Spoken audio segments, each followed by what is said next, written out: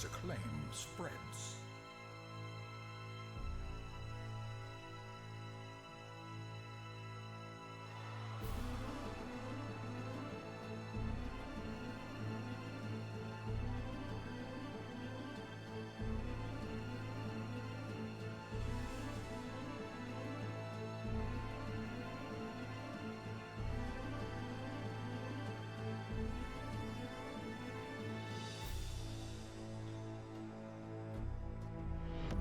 Word of our community's acclaim spreads.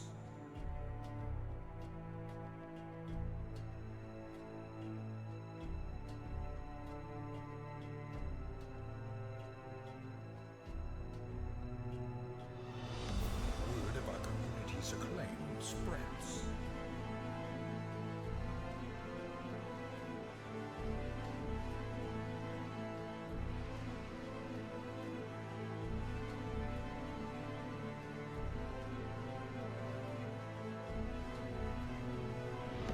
Word of our community's acclaim spreads.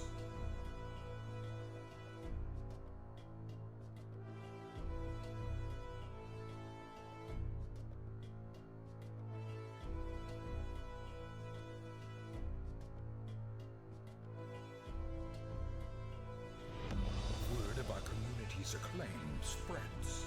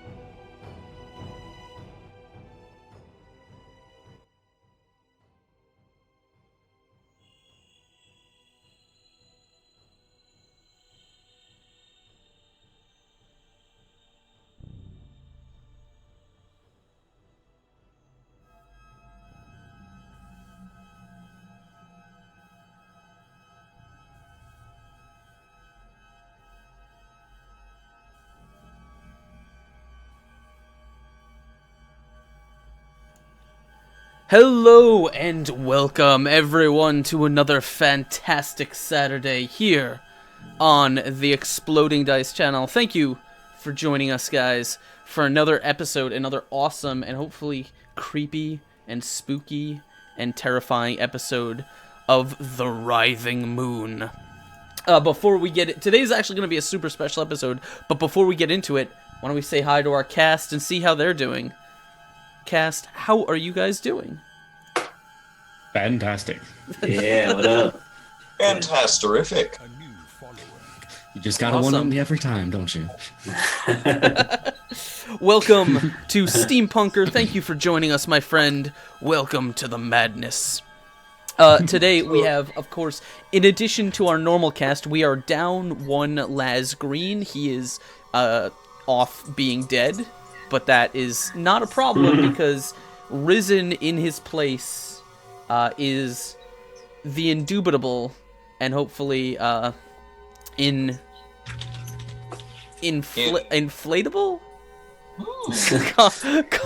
Cronus. How's it going, man? I'm doing good. Thank you for having me. Thank you for Yes, inviting me. absolutely. Thank you for joining us. Connor is going to be joining us for this night's episode and hopefully getting into some interesting and crazy things here on the Writhing Moon. Before we dive into it, what's going on? Krund the Barbarian. What's going on, Tarbile? Shadzar, how you guys doing? We have a lot of things. Today's going to be a real interesting... Let me change this music out. Let's change it to something else. Hold on. We don't need all that right now. Before we get into the game, just a couple of announcements.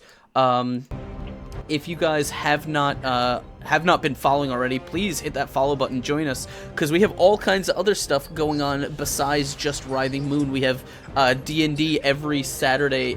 We have Open Legend here on Saturday. We have D&D on Sunday. We have our fantastic talk show called Fuzzy Dice on Tuesdays, and then we have Map Monday. So a whole week of role-playing game content for you guys to enjoy.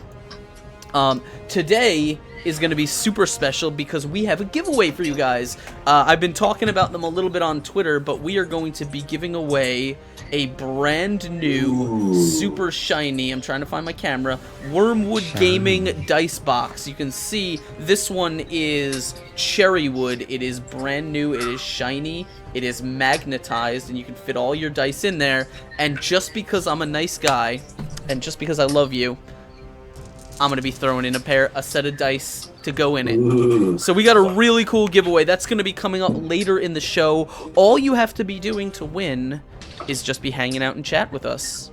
And that's it. It's that simple. So if you enjoy it, if you want to bring your friends in on that awesomeness, go ahead and hit that retweet link. Tell them to join. Tell your friends. Tell your family. It's going to be a good night. There's the retweet link if you haven't seen it already. And also, if you want more giveaway goodness, ! Giveaway. And Dice Thulu will inform you that we also have another giveaway, and we are currently giving away a brand new player's handbook. You can get in on that simply by hitting that link, and it's all right there. That's going to be going on. We're going to be giving that away at the end of the month. So, yeah, that's lots of cool stuff happening. I don't want to spend too much time on the announcements because we have a game to get into. So we'll leave it at that, and we will dive right into our recap and remind ourselves what happened last time. Oh, no, before we do that, why don't we tell everyone a little bit about who you guys are and who you're playing, and we'll start with Mr. Speedy. Hello, my name is Speedy, and my character is Felix Haskell.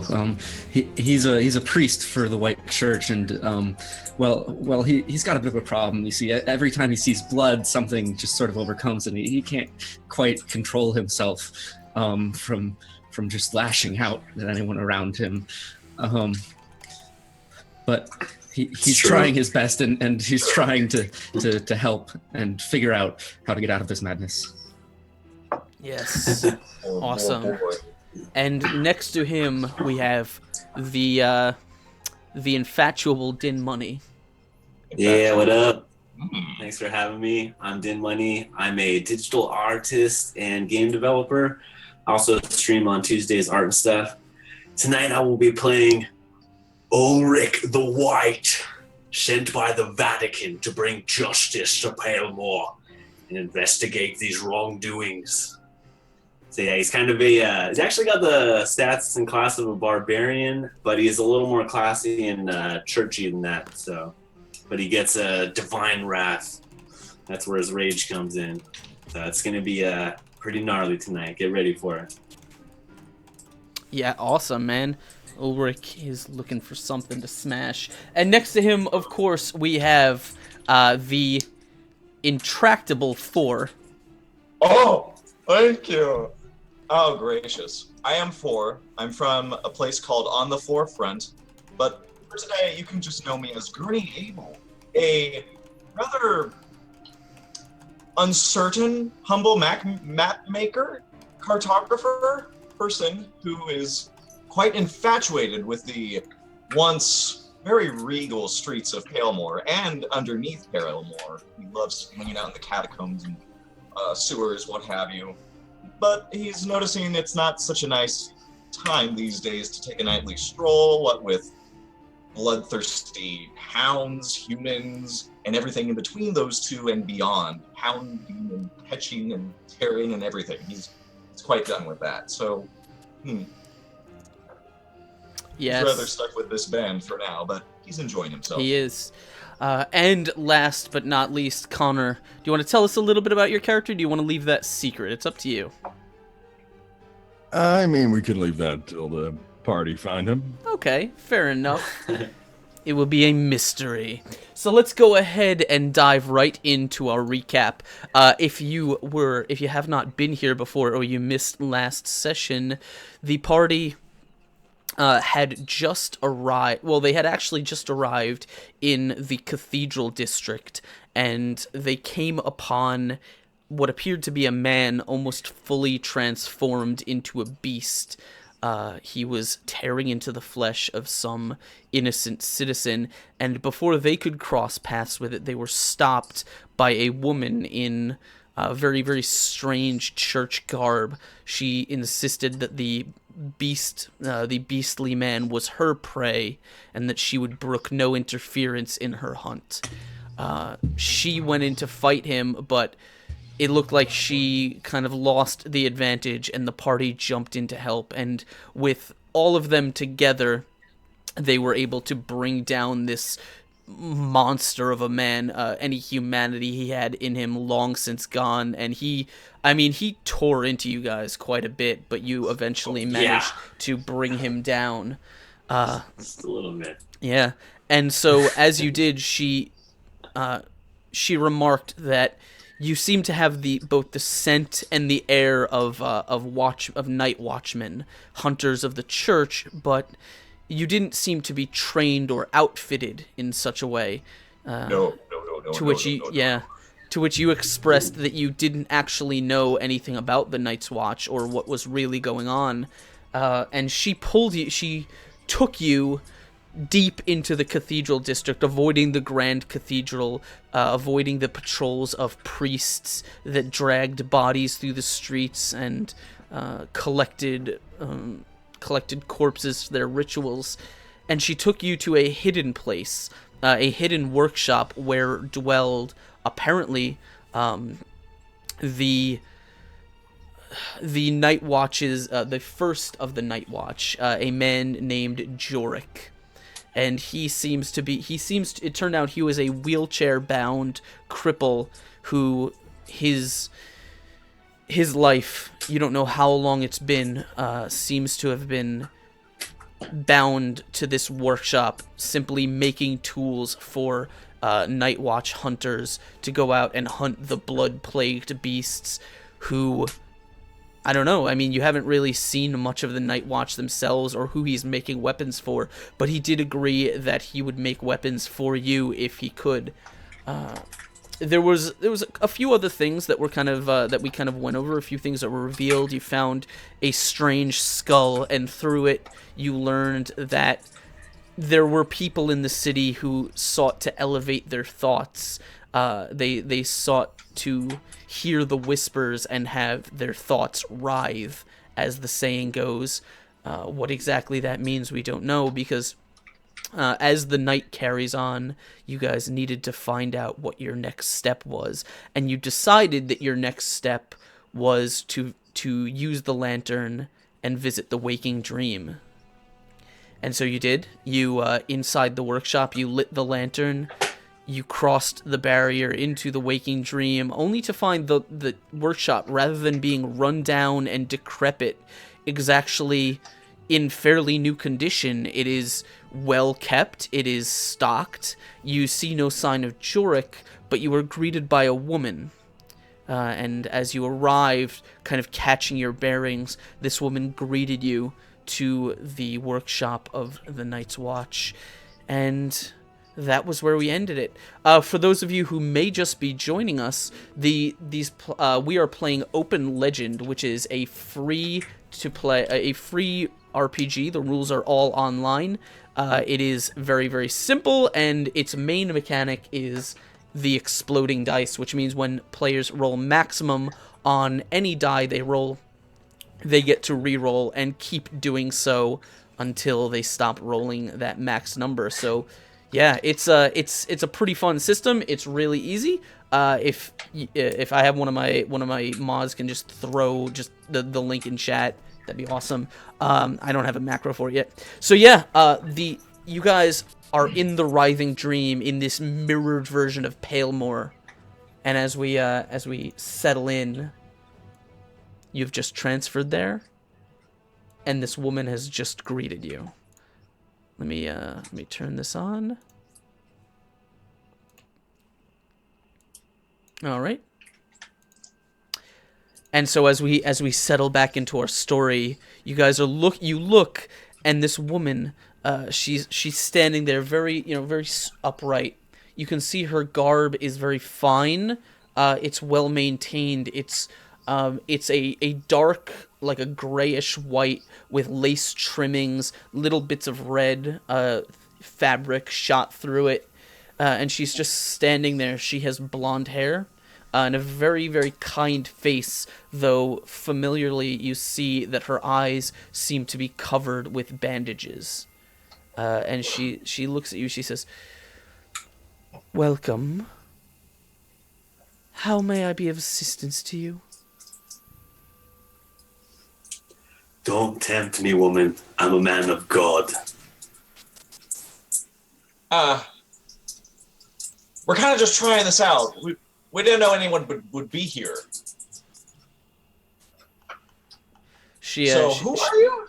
She kind of tilts her head very quizzically. Her expression shifting, though again the fact that you can't see her eyes makes it kind of strange. And she says, "You are here, and that means you must be the newest watchman."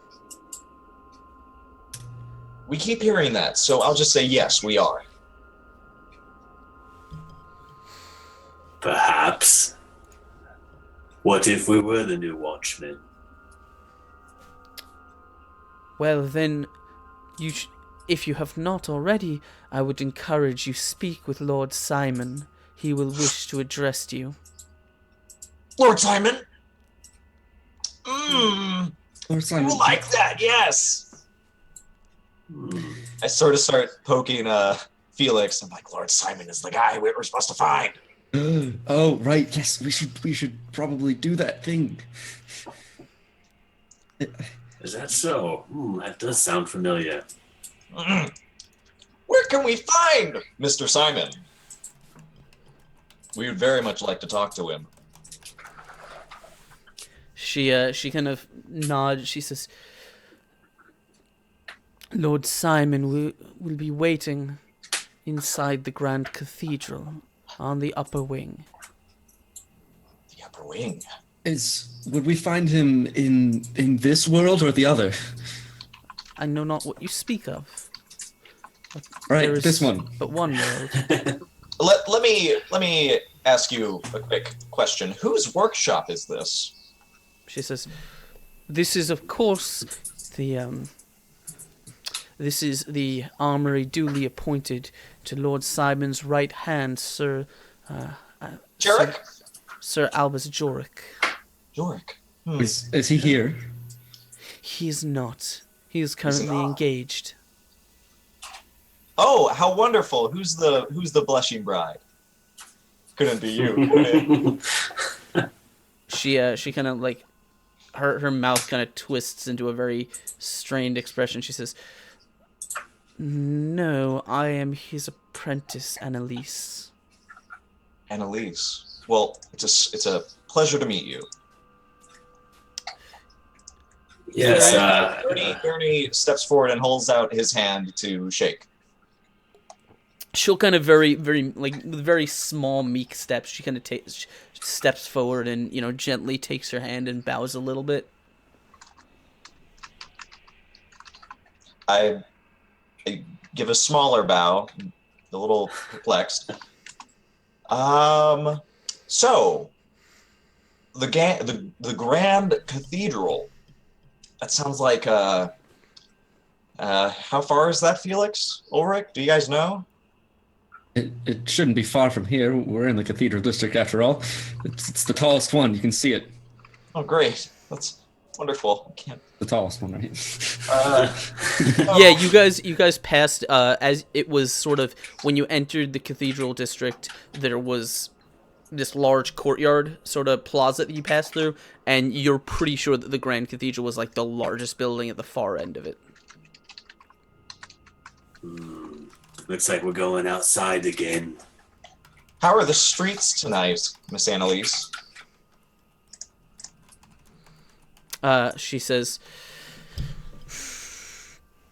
there are always dangers, but trained hunters need not worry. The populace has not been, the bells have not sounded, the populace has not been told to seek shelter. At this point, Gurney's eyes just sort of narrow, and he just turns slowly to Felix and Ulrich and says, "This lantern is pretty great so far."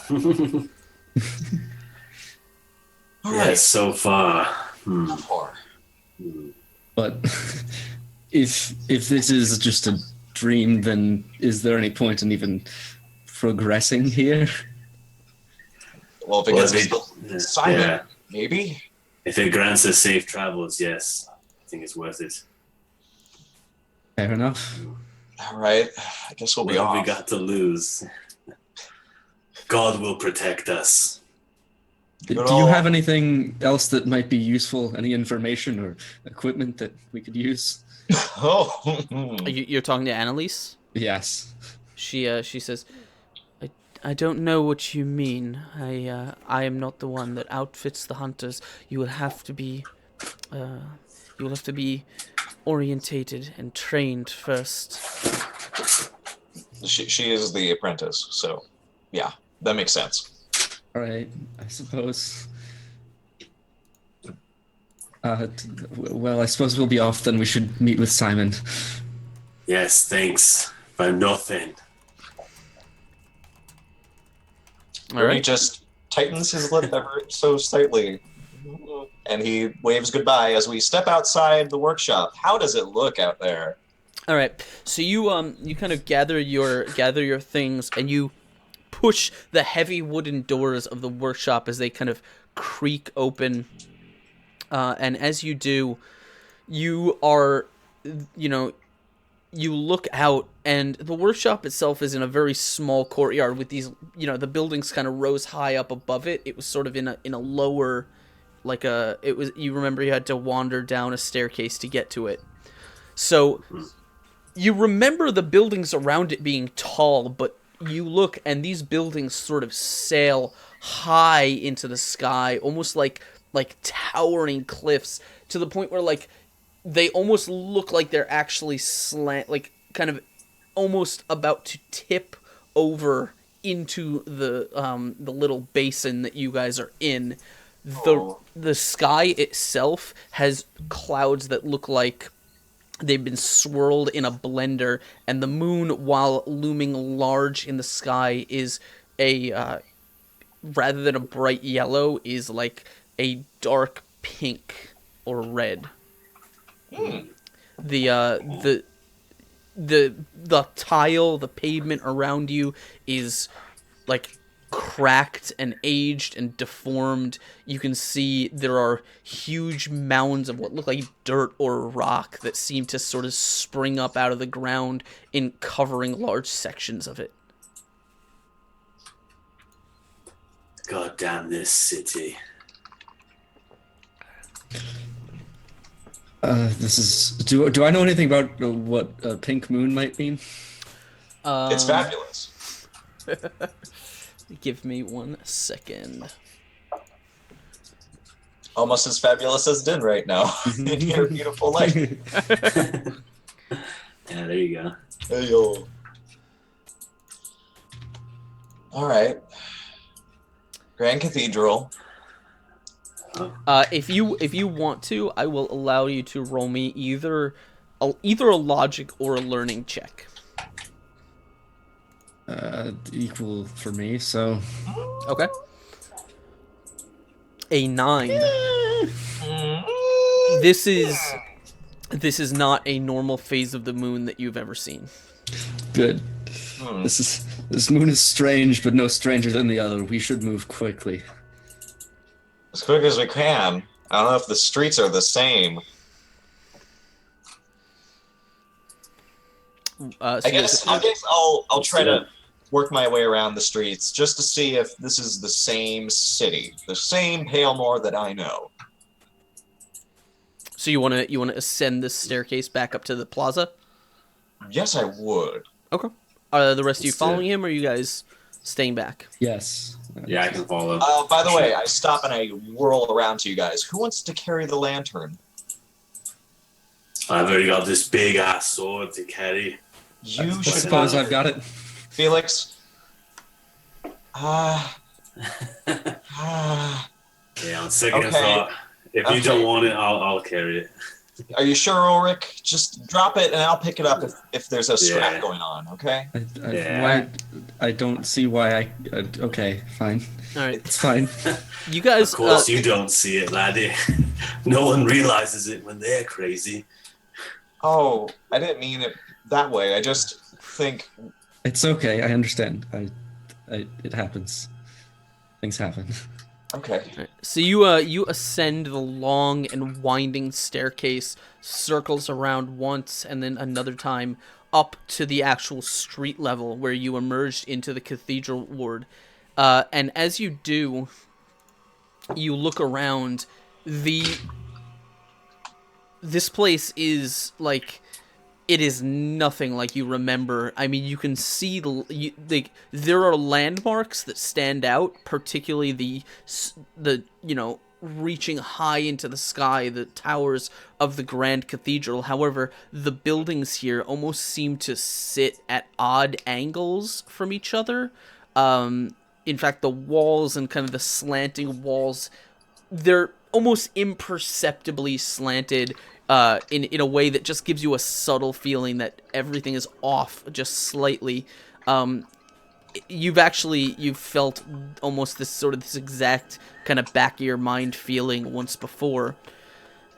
And as you move, like, you can see that the buildings themselves, some of them are completely missing, some of them are bigger than they should be, some of them are tilted at odd angles. There are whole swaths of like sidewalk and or cobblestone and building that are just kind of washed over by what appears to be like hills of smooth like dirt or something that doesn't really make sense because this section of the city is supposed to be far, far above ground.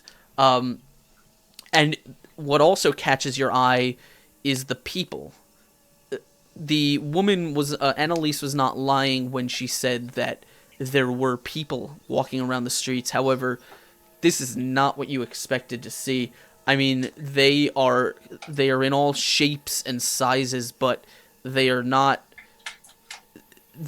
anything like the citizens of Palemore that you've seen. Some of them are large and bloated, kind of corpulent figures that just kind of lumber around. Their pale, flaccid skin. Some of them are thin and emaciated and crawl along the ground on all fours. You can see almost universally their mouths hang open, just kind of black pits. Their eyes non-existent, just swirls of darkness in their faces as they just kind of make their way this way and that way across the street, almost in sort of a mockery of the, foot traffic in the city itself. Good God, what's wrong with these folks? Don't talk like that. They might hear. Yeah, don't. Just try to blend in. Blend in? You mean get on all fours and walk backwards? Blend in? Just go slackjaw and, I don't know, a limp like the doctor. He's doing a great job. He's doing a great job. You've just been limping with us the whole time, man. Okay. You guys hear a familiar kind of like clanking of chains, and as you kind of turn, you see that there is another one of these kind of familiar sights. One of the giants of the church is kind of like hunched over and appears to be being led, chained and led by a group of these figures. They're kind of their robes dirty and disgusting, just a mottled white. They're, the robes covering their faces completely. Again, it just seems like some sort of twisted and sort of like a warped image of the normal kind of church priests that that you've seen, and they seem to be rather than kind of leading along, they seem to be almost forcing this giant along with by these chains. Seeing this, you guys quickly just kind of duck back into the alley that you're in, almost going to turn to see if you can find another way around. And as you do, you hear kind of a sickening kind of crunch, like a wet crunch. And as you do, you see the alley lets out into kind of like a space. Sort of, there's a well in the center, and it's like a space between a bunch of shops, and you can see there appears to be another white-robed figure. This one's robes appear to be much less strange, much more familiar, and you see it kind of with this giant, like, log, just, like, pulling it up, and it's like a paste that appears to be kind of like it just crushed something with this giant log as it kind of hefts it onto its shoulder and begins walking in your direction. Oh. How dare he wear the robes of a priest? Now, hold on, Ulrich. Maybe there's other people who can get into this dream place. Maybe this is just what priests are like here. Oh, yeah, I hope so. Should we roll a look and see if we recognize the robes at all? Din and Speedy, or Felix and Felix and Ulrich. You guys, can you roll me learning checks? Yes. I only learn about God. I know nothing of these. All right. God will tell me. Ulrich, you've never had dealings with them specifically, but this sort of large log that is being used to crush is familiar to you. You know that not any time recently, you're not even sure if they still exist, but quite a long time ago, there was an order of knights. They were church knights, but they were loyal specifically to the crown, to the queen herself, and they wielded these giant sort of logs, basically, as a weapon. To destroy any traces of heresy or or evil or something like that. You never had any interaction with them, and your kind of path to knighthood, as it were, was fairly divergent. But you do know they exist. Well, they're against evil, so they're my kind of people. So I kind of, I'll whisper to my companions, and I'll be like, "Why? They're actually part of the church. They kind of are not bounty hunters like me, but almost in a way to use those logs to do this." And I kind of reiterate that to them through the side of my mouth. It's like, "Oh, Okay, so they smash things. yeah." All right. If in the other world I'd trust them, but All right, let's just let them pass, okay? Just, back up. I try to like push my two buddies aside to make room, and I just flatten against the wall, just stare at this guy. Okay. yeah, I'll just try and look reverent, pray. Yeah. All right. So The righteous should have nothing to fear. these guys seem to you guys seem to kind of part, giving this man some room. How do you react? I'll give him a nod though, like, "Good on you." Now we're gonna transfer a little bit. Markia, this is the first time you've actually seen anyone like this out on the streets. Anyone that is not,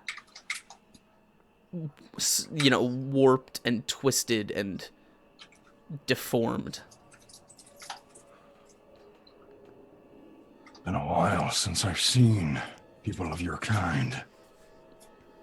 What brings you to these lands of ruin, corruption, and pain? Those precise things, friend. We wish to abolish them. Or some of us wish to abolish them. I seek to purge this rot and find out what's wrong with this land. You work for the White Church. Not me. Heck no. I'm with these guys though. He kind of works with them. He's all right. I'm a priest though with the White Church. Yes. It is good to see people that are on my side. A lot of these people are not of their minds. You seem to be familiar with this city. I've been here for too long. I've felt its effects, but it is minimal. Are you a Night's Watchman? I am of the church's most zealous order. I've hunted down heretics and beasts and much more. Well, Should we show him our arms? With the... well, hold on. Let's get on a first name basis first. Well, I'm Gurney. This is Felix. This Hi. is Ulrich. Aye. This is the doctor, and I'm sure the doctor goes like. Yeah, he's kind of like. He's not himself who are today. you? My name is Makaya. Okay. Rhymes with Messiah. I like it. You are of religious faith. Aye. Wrong. Yes. Same as you. In a way. We're off to seek Simon in the Grand Cathedral. Would you know of him? Would I actually know of him? Simon, yeah. You know that Simon is is essentially the founder of the White Church. He was the one who brought the pure blood, the blood that that was used to heal and to shape flesh to the populace, and in doing so, that kind of it gave him a lot of power, and it built the church in power and status. You in particular would know that, you haven't interacted with him personally, but you do know that he essentially personally created the Order of Knights that you came from to hunt at the Queen's request, basically. Your loyalty would probably be a bit more to the castle, to the crown itself, but you definitely know of him. Though it's unlikely you've been inside the Grand Cathedral, so because it's sealed pretty tightly. I've heard of him. In fact, I spent many times along by his side. He created my faction, as you would say. Why is it that you seek him? And now I tap Orc and say, okay, it's the arms. Do the arm sling. Okay. Because of this. And I no, I don't punch him. That'd be a good one though for the future. That's a good thing we'll use for a sneak attack on someone in the future. It's a good one. But I lift up my sleeve and I show him my arm with the injection scar in it. We were given What a do you make of transfusion. this? What would kind of the initial reaction? So they clearly have this have a mark on their arm that shows they were given a transfusion, but that it probably doesn't mean much to you. You as a sort of you got the way that you are through repeated and constant use of the pure blood, which is what sort of the pure blood is was a concoction that distilled from angels, as the church claimed. It turned it basically allowed flesh to heal and regenerate, which allowed people to perform surgeries to enhance their body, to do things to themselves that were not normal. And your Order of Knights in particular were kind of given quite a bit of it. You guys used it quite constantly. I think you probably had some of the more aberrant effects, but it's certainly not uncommon. So seeing someone with like an infusion mark, not really a big deal.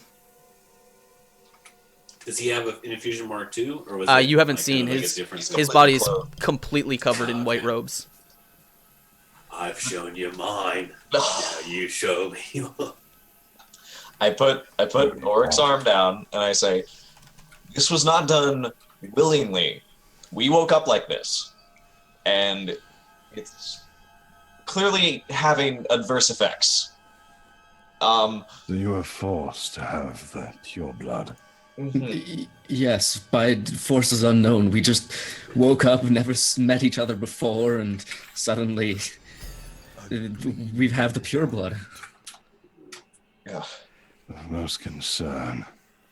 We were told Simon could explain who and why and what's exactly going to happen.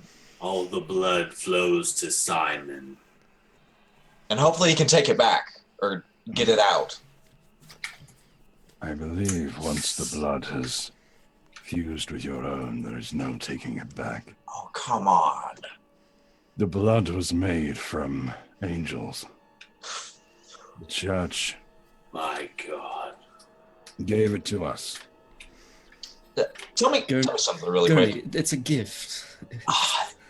You guys say it's a gift. And I'm looking around right now, and I know this is another world, but this looks very familiar. I do not know of this world, but this world seems like a curse, but the blood inside us is a gift. You may see it as a gift now. I am not the man, at least physically, who I used to be. Well, that doesn't worry us. You're sane enough to talk, and that means you're sane enough to maybe get us inside the Grand Cathedral. Sensation! Alright. My will Continue. is strong. I fought its curse. The people around me, they have fallen to it. I fight it. I still have my duty. For the crown and for the church. So it is possible to fight these effects. as long as you are resilient.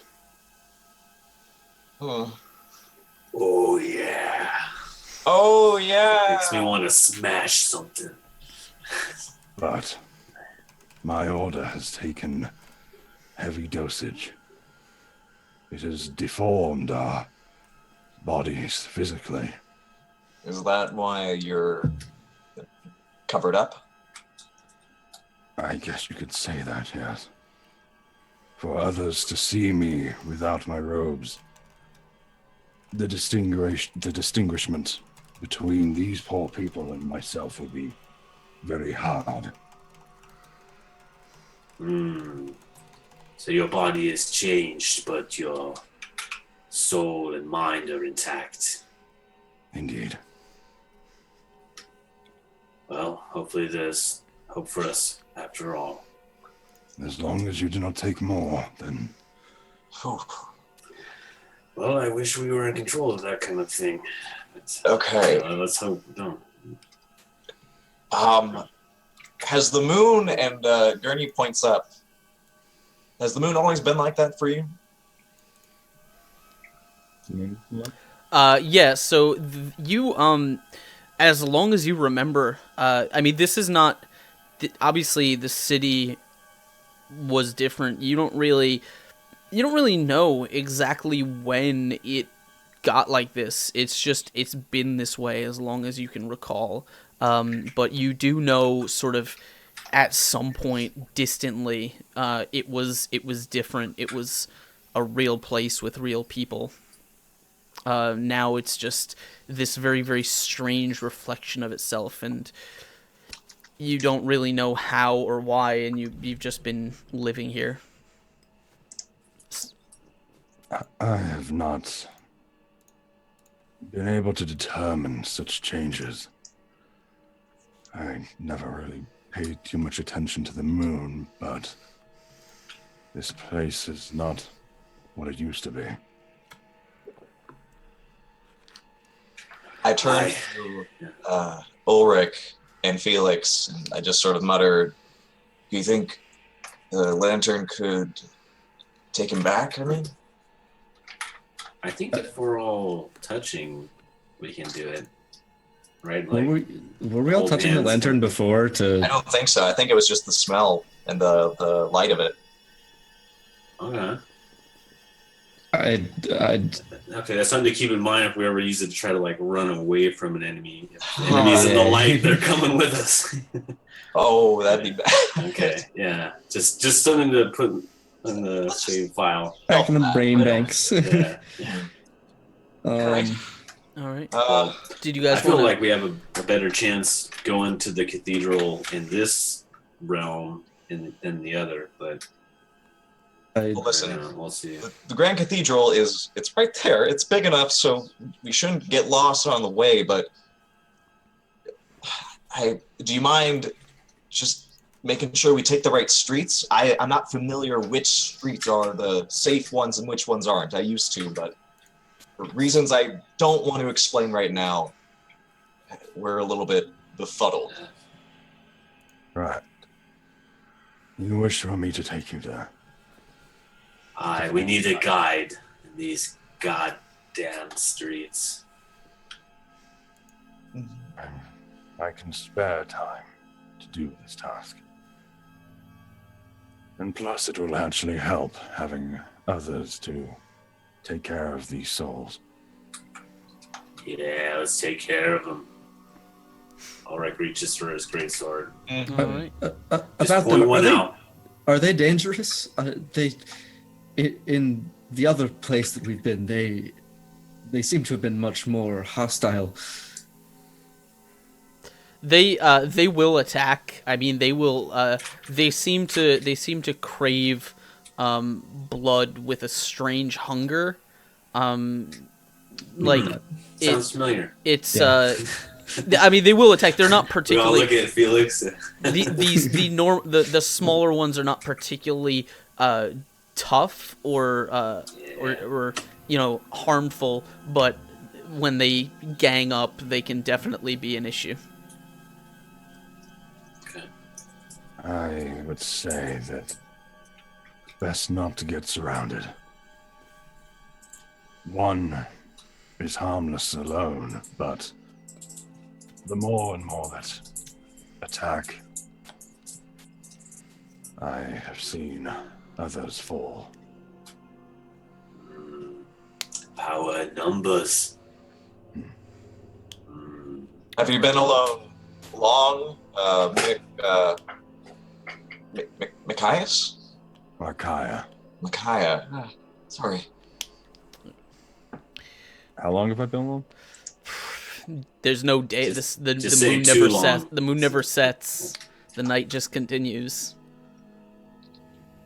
It has been long since I have had companions. I have grown used to this solitude. You're never alone. God is with you, child. Or old man. Sorry. All right. So you guys want to try and make your way towards the cathedral? Yeah. Okay. Are you trying to take a direct route? Or are you trying to take like a more hidden route? Safe, I think. Safe is the way. Okay. All right. So you kind of continue down the alley and you try and start picking your way through the narrow buildings and sort of the very strangely twisting and turning passageways through this district. And as you are coming upon the building, I want to take a point for a second.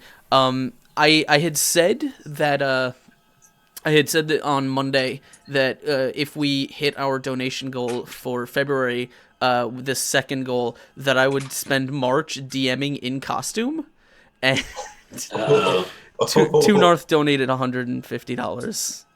Made us hit our goal, so I'm gonna be DMing in a wizard costume. That's just how it's gonna be. If I can, I'll see if I can. I'll see if I can change the costumes up. But Two North. Who donated that again? That is Two North, who is the best person ever. Most Two North. excellent. Two North. Take 3 North. Yeah. Nice. So seriously, show him some ED love in the chat and thank him and for the spectacle that March will be, because fucking costumes. Okay. I didn't want to spend too long on that. I just wanted to add to make sure. Don't worry.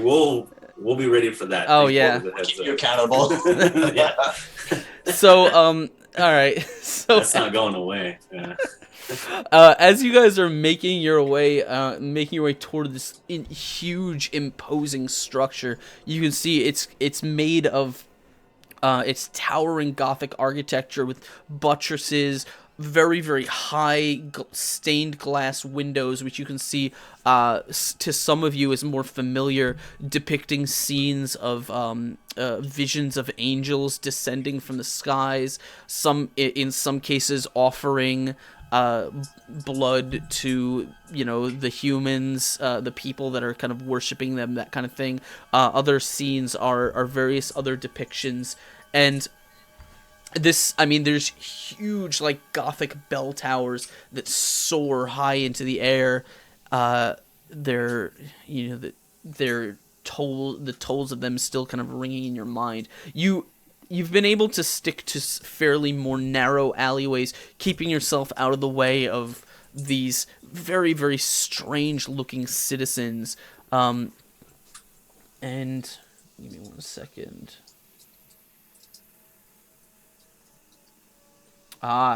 Okay. Can everyone here roll me a perception check?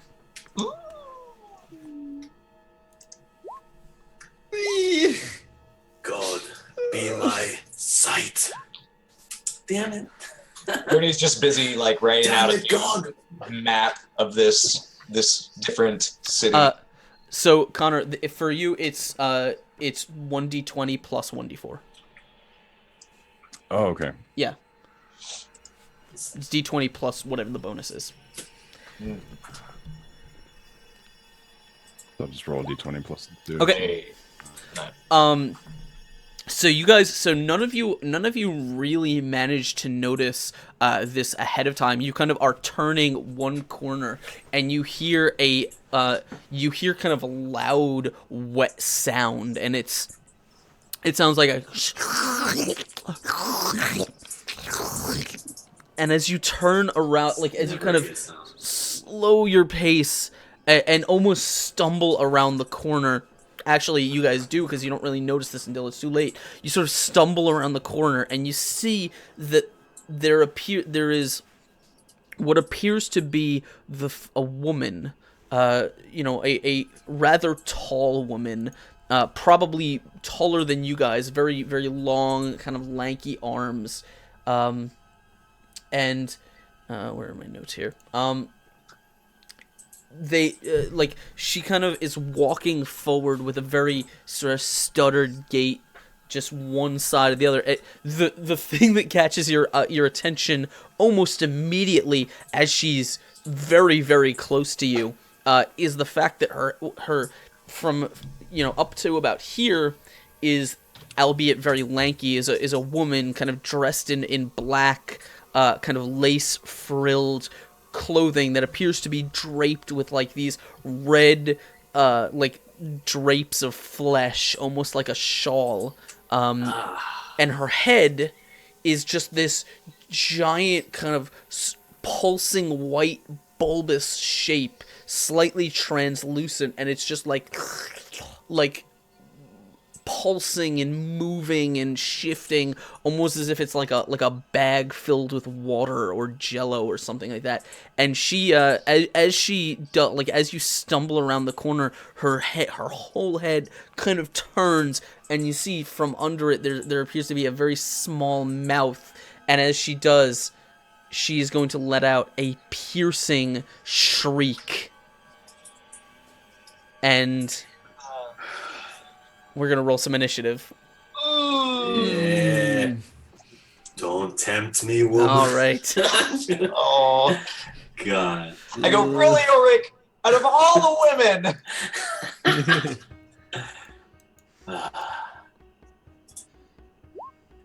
Hey, 4. What should I roll? All right. Yeah, I can never remember initiative. It's your speed. Speed? Okay. Yeah. No, it should be your agility. Oh, okay. Agility. Believe so. No, it says under speed. It says click to roll initiative. Oh, then Yeah. do that. Then yeah. Okay, there you go. Listen to the What sheep. should I roll? Since I don't have character. No, because nice. if you look on it is your agility roll. It says initiative agility. So Okay. it's just a d20 plus whatever your agility bonus is. All right, and Nice. then let me I'm right behind you, Felix. grab a sheet of paper.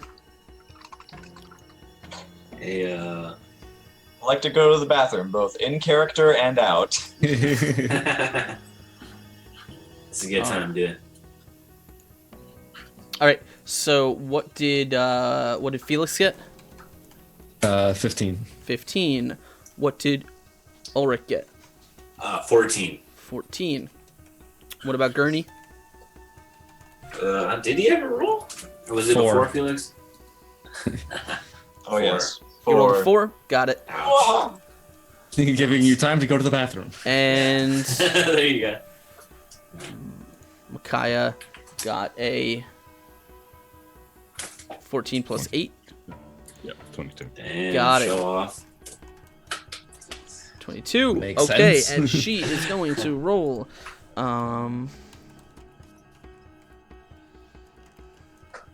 Let's all just think low numbers right now for her. 2. All right. Cool. Okay. So it looks like the order is going to be Micaiah going first, followed by this very strange female creature, followed by Damn it. Felix, then Ulrich, and then Gurney, down at the bottom of the turn. So she is letting out this piercing shriek, and as she does, she's she's already kind of with her stuttering gait just lunging towards you. And I'm gonna see which of you is closest. Looks like Micaiah is probably going to be the closest, the first one out of the alley. So she is going to she's actually going to kind of lunge towards you, and yeah, she is going to she's gonna like reaching out with these long kind of lanky arms, attempt to kind of grab you like around your shoulders and pull you in towards her. So this is going to be it's going to be a might roll on her part. And this is going to be versus your guard. A 20 versus your guard. Yeah, that's a hit. All right. So she kind of grabs you as this scream continues and begins kind of pulling you to, and as you do, you see kind of this bulbous form of her head begin sort of like shaping almost like clay or something as it forms into like a long tendril that just kind of arcs over her head, and as she pulls, this tendril kind of like coalesces into a very, very sharp spike, and oh no, this is just kind of looming like right over your face as she is now pulling you right into her. You can actually see it looks like the flesh around her, like a shawl, is like kind of coming out of her neck like flower petals, and it's coating her dress, her black and kind of lace dress, in like these nasty drippings and rot and stuff. So she has you. You are grabbed. That means that it's going to be. That's not good. Oh no, I'm sorry. It was. It's your turn. Yeah. Can I try and hit off her grasp on me? Yeah. Do you want to use any of your powers, or do you just want to like try and shove her off of you? Could I use the broken pillar to hit her off? Yeah, sure. Go ahead and Yeah. go ahead and roll me a might attack with it. 20 plus. Fuck yeah. 6. Oh! Yeah. Well, that's a nat 20, which means you get to roll that again because that Oh, That's explodes. funny again. Boom. All right.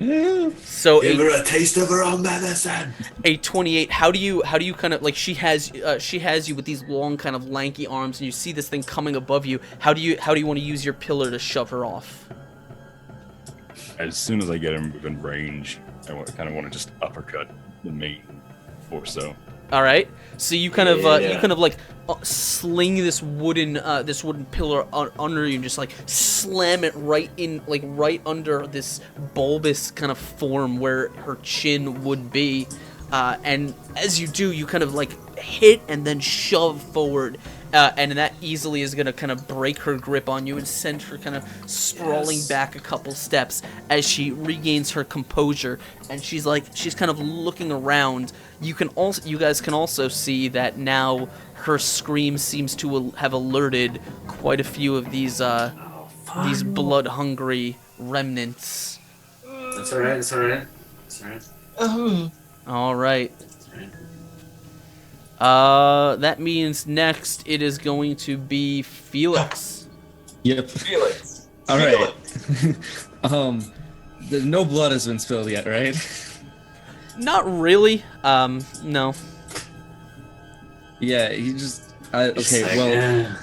never mind. When then. Felix, Skip when my Felix turn. first saw the woman, he was like, "Oh, this poor deformed, rotted child." But as she sort of became more malformed and started attacking, he just gets very afraid and tries to back away. He's got like his hand axe at his side, like ready just in case, but he's not doing anything just yet. Can you hold actions in this? I'll allow it. What do you want to do? Okay, yeah. Felix is gonna wait back, and if blood is shed, then he'll just go nuts or whatever. But Okay. for now. Okay. All right. So your hands on your weapon, just kind of twitching, just kind of Yeah. anticipating. Standing with his mouth open. Yeah, you can Waiting to almost catch a drop. your mouth is sort of tingling and dry, and you kind of almost crave that kind of that coppery, that familiar coppery taste. He's licking his lips. Oh. Yeah. All right. Go get him, Felix. It's got really dry chapped lips. Yeah, he's like at the same time he's like excited for it, but also like trying to hold back, because like as long as there hasn't been bloodshed, he doesn't want to have that overtake him. He's trying to maintain control of himself. All right. That means Ulrich, it is you. Alright, nice. Ulrich's like, get him, Felix! Felix! He looks over and sees him just like, oh my god. it's like, oh, great. I'm coming, Malachi! What? And yeah, I start charging. No. I'll remind you on my next turn. Yeah, sorry. I'm gonna rush in and yeah, I'm gonna go and try and just attack this creature of a woman. Okay. And as I run, I'm gonna, and you see like kind of like a white light come from me. It's like, yeah, and then Ulrich gets all young for a second, and he's gonna try and use his focus sword. Yep. Of judgment. As your vitality fills you and you feel your muscles kind of once again regaining their youthful vigor.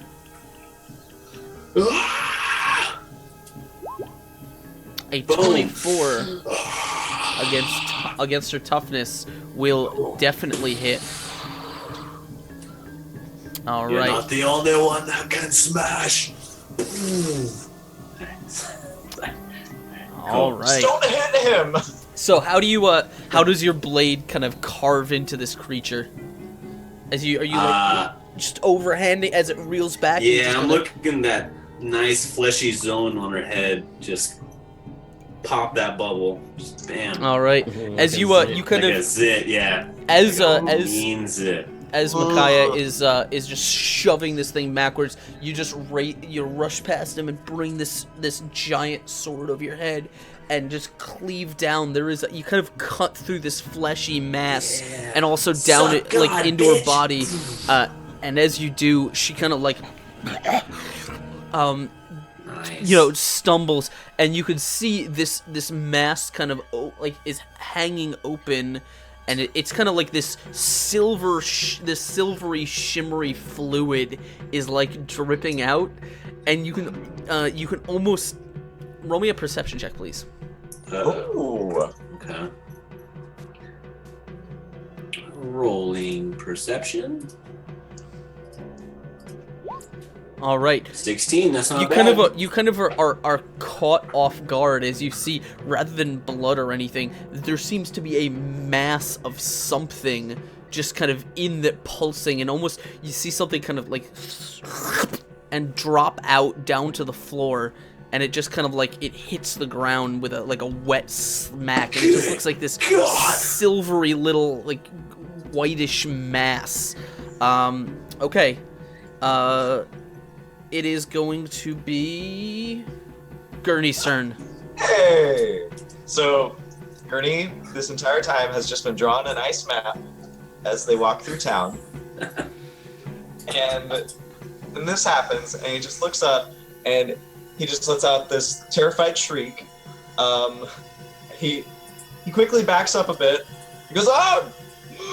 And he just starts like trying to like furiously unbutton his shirt. And he's like, "Oh, jeez, come on. Ah!" And he's like, "Felix, what are you doing? Go get him, kiddo!" And I just like push Felix a bit. But as he does, I like try to like irritate my little scab on my chest and just sort of like punch it, squeeze it. I'm like, "Oh, jeez, come on." And I'm gonna do a necrotic stomach ray Okay. blast. All right, go for it. Hey, 21 versus evasion. yeah. Which These is rolls tonight, fellas. 21 I'd like versus. to aim for this lovely mass that just I don't want to say pooped out, but it definitely excreted something that I don't like. So the thing it fell out of it is like it was small, it was not huge, it's fairly small, and it's on the ground in front of it. So you could aim for that, but you probably wouldn't be hitting the creature itself. Yeah, that's what I wanted to mean. Okay, is like fair enough. For the big thing that thing on its head. Yeah, nice. got it. Ulrich opened it up for me. So there you go. Fair enough. Yeah, you managed to kind of your stomach kind of churns as this familiar necrotic ray just bursts forth from your guts, and as it lances towards this thing, it's gonna hit it as it's leaning over. It's not really in the mass of the head, but actually more like right here in the chest as it burns away the fabric and the flesh on its clothes, and you can see under it is this kind of like, as the thing is listing and moving very jerkily and very kind of unnaturally, you can see it's kind of the bones under it and the like the gray pallid flesh. You're not sure what this thing is, but you've definitely wounded it. Yes.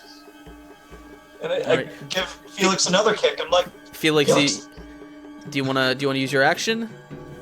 Yeah. Well, did that spill blood or just gross white fluid? No blood from its head. No. Then Felix is still not doing anything. He's trying to cover his eyes and look away. He doesn't want any part of this. Okay. I can't. I'm sorry. I shouldn't. I don't want to. All right. I don't want to hurt any of you. All right. Back to the top with Micaiah. I'm gonna go on again. Okay. Try and, do you want to use your weapon, or do you want to use your abilities? I'll use the ability. Okay. Which one? The light or the heavy? Heavy. Okay. Go for it. Just a D20 plus.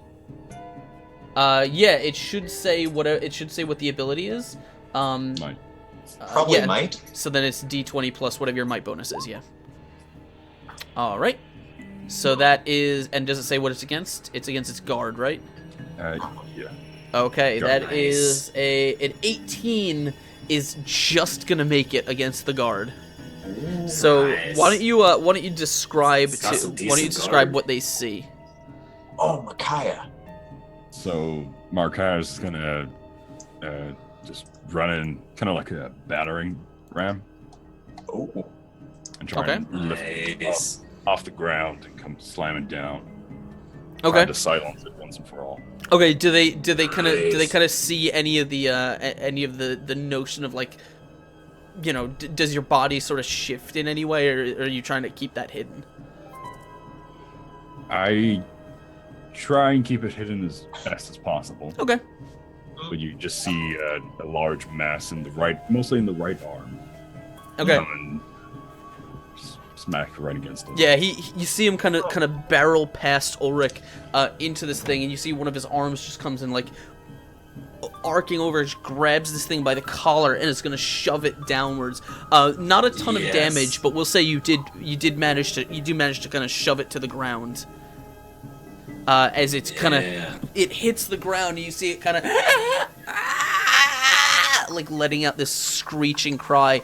The remnants, those kind of horrible warped humans or humanoid things, are closing in, and it looks like they are going to, this round, they are going to close in on basically all of you. They're, if you guys want to take any precautions, they're going to go last in the initiative order, but they will be able to close in on you guys. So you shove this thing to the ground, and as you you rear back your kind of arm, like stretching the fabric in the robe as it kind of ceases, turns back into its normal form. Just right in my turn, I'm just gonna shout to the others. You have to get prepared for the others. Now, I'll take care of these. All right. It is going to. The creature on the ground is going to make a kind of very strange effort.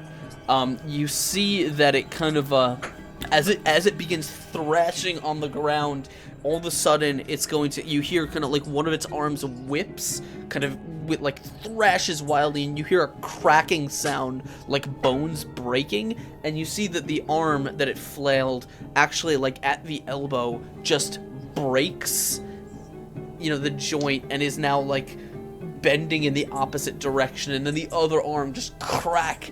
And in the same way, and using these kind of its arms now bending the wrong way, it's gonna sort of push itself up, lunging this thrashing white mass that is its head at you, Markaya.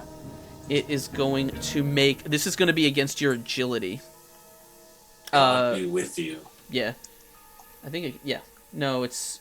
It'll be against your guard. You can't target against agility. So, this against your agility. 14 against your guard. Sorry. Yeah, 17.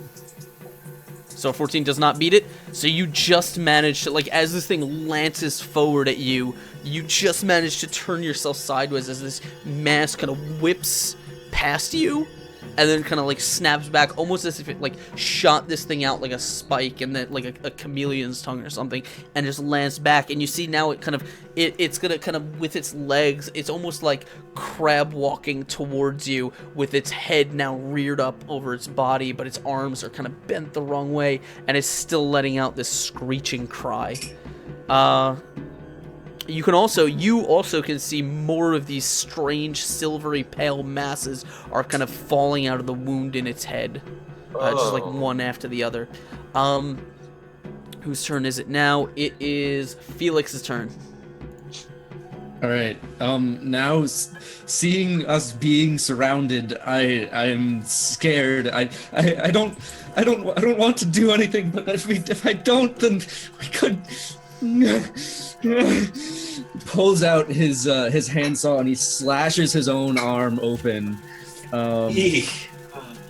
That's one way to get some blood. A battle trance and a reckless frenzy. Oh no! Okay. Yeah.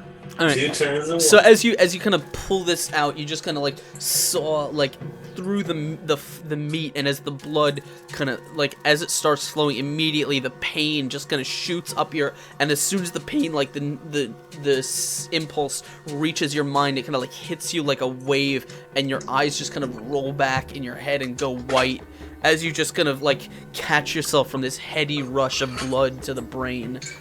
What do you want to do? Right, so as I've just gone from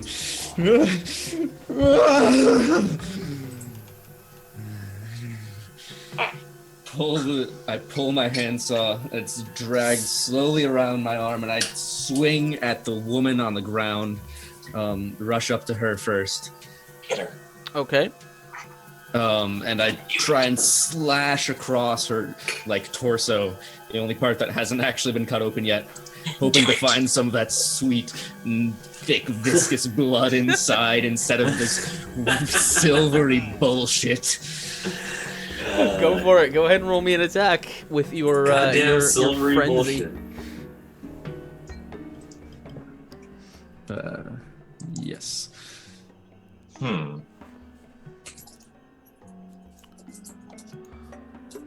Right. And with that, actually, as well, I have, I'm throwing in the bane of persistent damage. So with my own blood on the blade, I try and control it and just make it sort of seep through her and, like, have my own blood break through her skin as I do. Okay. That is versus... Evasion. Evasion, which is guard, right? Yeah. Okay. A 15 is not going to break her guard. So as you're kind of actually, no, you know what? She's technically not guarding because she's crawling on all fours, so she has lowered her guard ability. So you will do it. You will be able to reach her. However, she does get she's going to get an attack against you because you kind of rushed up like right into the range of her tail head thing. Okay. So go ahead and so you're starting to saw the flesh is tough and leathery, and as you kind of carve through this the dress and the clothing, and the blood does begin flowing, but it's not as thick and heavy, and it's not as fresh as you expected. It's very sort of like dark and thick. She is going to roll against you. This is against your guard ability. An 18. That'll hit. Okay. This thing actually like hits your head, and as it does, it kind of like it begins stretching over your head almost, and you start to hear voices, just like it sounds like whispering, just coming through you, and through it all you hear a strange noise, one that you can't really place. It's not a whisper, it's not a voice, it's not an animal sound. It's just it's a sound that doesn't seem like it should be a sound. And as it does, you just hear this, and you're kind of like your mind reels for a second, and as she kind of eventually like pulls away, your face, the blood is dripping down your face from like the tooth and kind of cut marks from this attack, but the only thing your mind is just is what feels it the most. Alright, well, as I still have my reckless frenzy, I'm going to strike at her again. Go for it.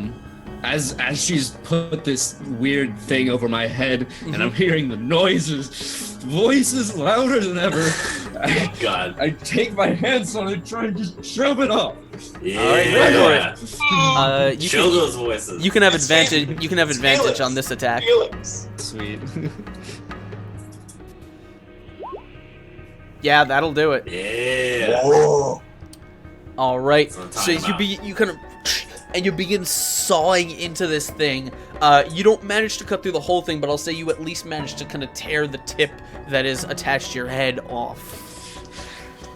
As your saw just kind of rips through it, and eventually it kind of flops to the ground, kind of thrashing around like a worm before stopping. Okay. So Gurney, did you want to do any? No, it's Ulrich's turn. Nice. Oh yeah, hey, all right. It's all right. Yeah, let's do it. I think I want to just try to like stick this thing crawling through the ground, just like pin it down in there with my sword, just like okay, skewer it. Yeah. Yeah, go for it. That's enough out of you, squirmy. Yeah. Oh. A 24 will definitely do it. Yeah. Yeah. Ew, gross. As you kind of just take your sword and just slam it down right on this thing's chest, just using the weight to kind of anchor it in place. As you kind of catch your breath. Of God. And as you're holding it there, you kind of look around and you can see these other sort of strange remnant humanoids are still stumbling towards you. They're gonna reach you guys at the end of this round. Looks like we're gonna have company, boys. I look around. All right, Gurney. I would like to do something special. So, how far away are they? They're gonna get on us in the next turn, right? Yes. I'd like They're gonna They're gonna get you on this turn. Okay, on this turn. Okay. So Gurney would like to enshroud himself in his smoke and become just a vision of horror. I'd like to cast the fear aura around me. Okay. So I think basically in a 5 feet radius, anything that approaches me is going to have their resolve be beaten by my fear, I think. So I'm gonna try to like interpose myself between Okay. the things that are coming and us. Okay. So your aura is radiating a bane, the fear bane, correct? Fear. Okay. Yeah, the fear bane.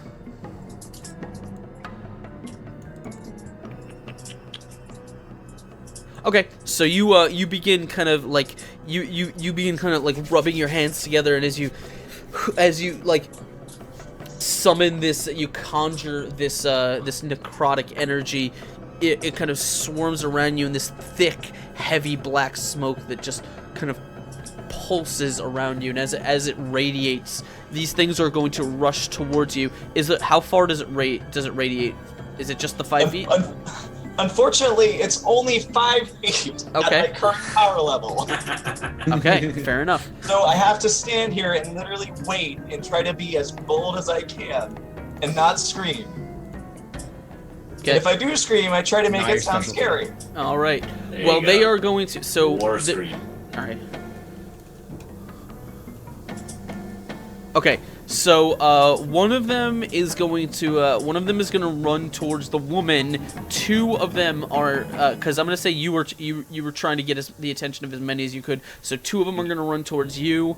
And the last one is going to run towards Felix. So we're going to say one is going to Markaya, one is going to Felix, and two of them are going to you. So as they rush to you, before they get a chance to attack, what do they have to do for the Fear Bane?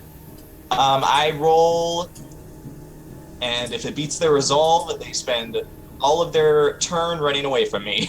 Okay. Yeah. Run out, So- you immediately run back. Go ahead and roll me that. Go ahead and roll me Okay. that.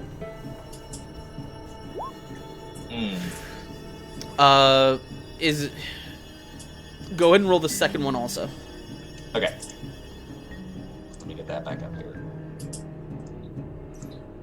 Not feeling confident about that. Ooh. All right. Do it. That is not going to beat their resolves. So you Okay. It's not very scary. It's just not that scary. I haven't worked out the Yeah. the The only one you scared It's is like yourself. a heart-shaped dark cloud. All right. It's like, damn it. What do I do? I got a really nasty scab under here. All right. Yeah. So I'll show it to you. two of them are gonna make like might attacks against you. That's might against your guard. Yeah. My guard is 15. Okay. I definitely dodge and scream out of the way. Yeah. Ah, ah! Which is probably why the fear aura doesn't take place. The other one of them is going to make a might attack at Markaya for 13, and one of them is going to make one at Felix for a 10. Nope. Nice. All right. Or So- wait, which what is that affecting? Guard. Guard. Okay, Guard. fine. Yeah. So these guys managed to close the distance with you, but it does not look like they are able to actually get a hold of you. They're not. You guys are kind of like pumped up by this battle. You just kind of kick them off and shove them away. And so we're gonna go to the top of the round. Markaya, you are standing over this woman who is now being pinned to the ground with a giant a sword, and you're just kind of like looming over them. These other smaller little remnants that you have been spending so much time crushing are kind of swarming around you. What do you want to do? I think I'm gonna try and once and for all just silence this thing. Go for it. Heavy flesh. All right, you can go ahead and roll me. Roll your attack with advantage, which is going to give you an extra whatever die you're rolling, and you drop the lowest. So you get an extra d6, and you drop the lowest. All right, so Chill. Very chill. that is a 24. That'll definitely hit for. Yes. How do you want to crush this thing? Oh. So where the tentacle that was the tentacle that turned into a spike. Yeah. One that's kind of whipping around. Just where that general location where it came from. Mm-hmm. Just like Just- the head. Pile straight into it constantly.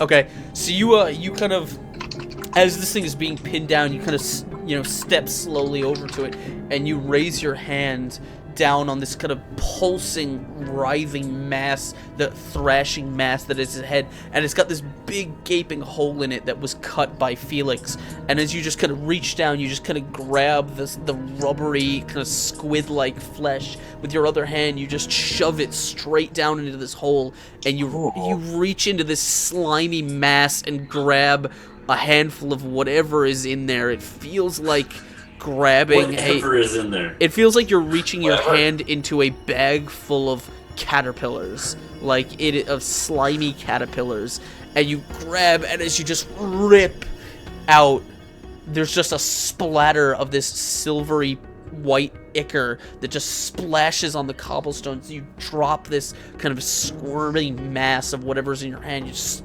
against the ground, and as you do, the creature lets out a last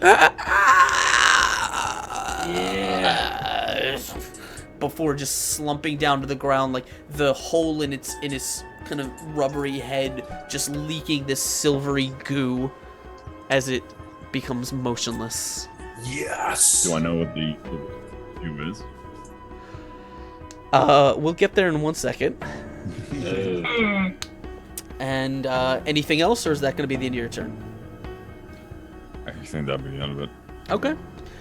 So as you see him kind of rip this thing Nice to one. shreds, what do you guys want to lay into these little dregs around you?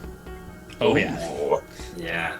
All I want to right. give him some encouragement. Don't be like, nice one, Marakai. Absolutely.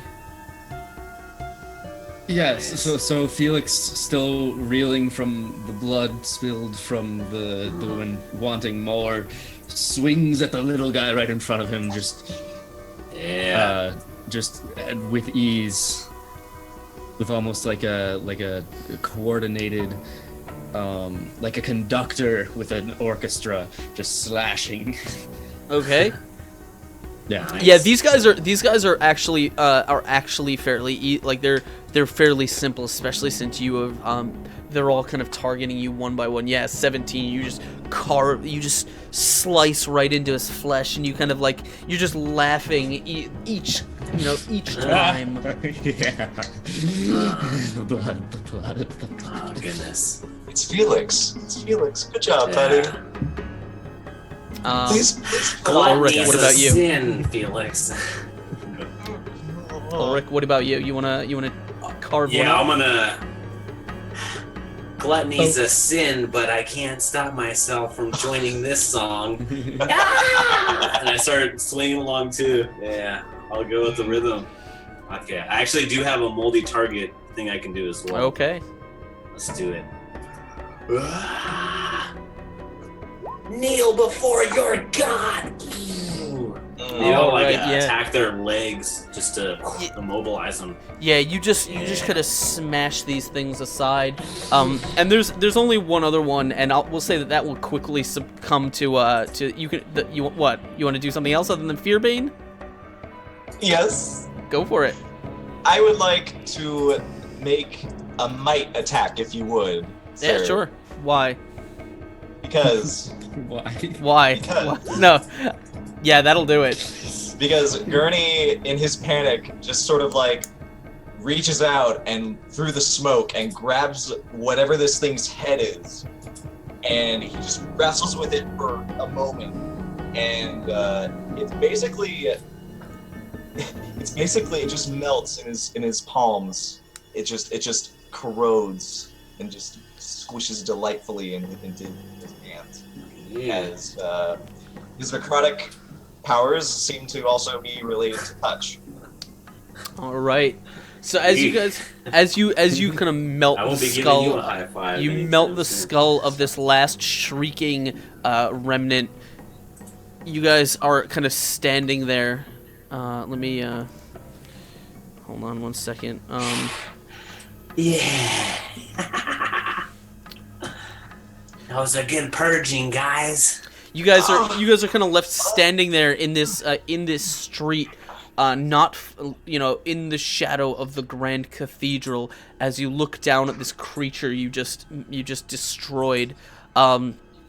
Markaya, go ahead and roll me a learning check, please. You're a tour guide. You can do it. If you don't have any bonus into it, it's just a d20. Everybody's resting. Okay. While this is happening, Felix is just at the dead guy in front of him, just swinging still. Okay. Just carving away at his dead body. It's fine. So Markaya, you have sort of learned to avoid these things. They're not particularly pleasant, though you haven't had much experience with them actually kind of getting their hands on you. So what exactly they do, you're not entirely sure. The thing that you do know, you do recall, is their attire, and the reason that you've always kind of been either confused or sort of you've kind of been aware of them, is that their attire is very similar to or almost exactly like a very old a very old order of, I guess, almost like nuns that used to exist in the church a very long time ago, almost before the blood came to the church and became a thing.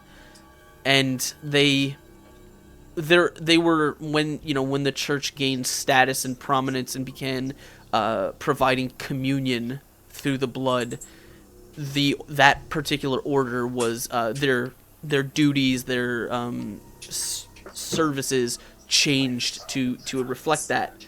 Though what exactly they do, you're not quite sure. You guys, however, can see that on the floor, these things that fell out of the head seem to be like large, silvery, slug-like worms.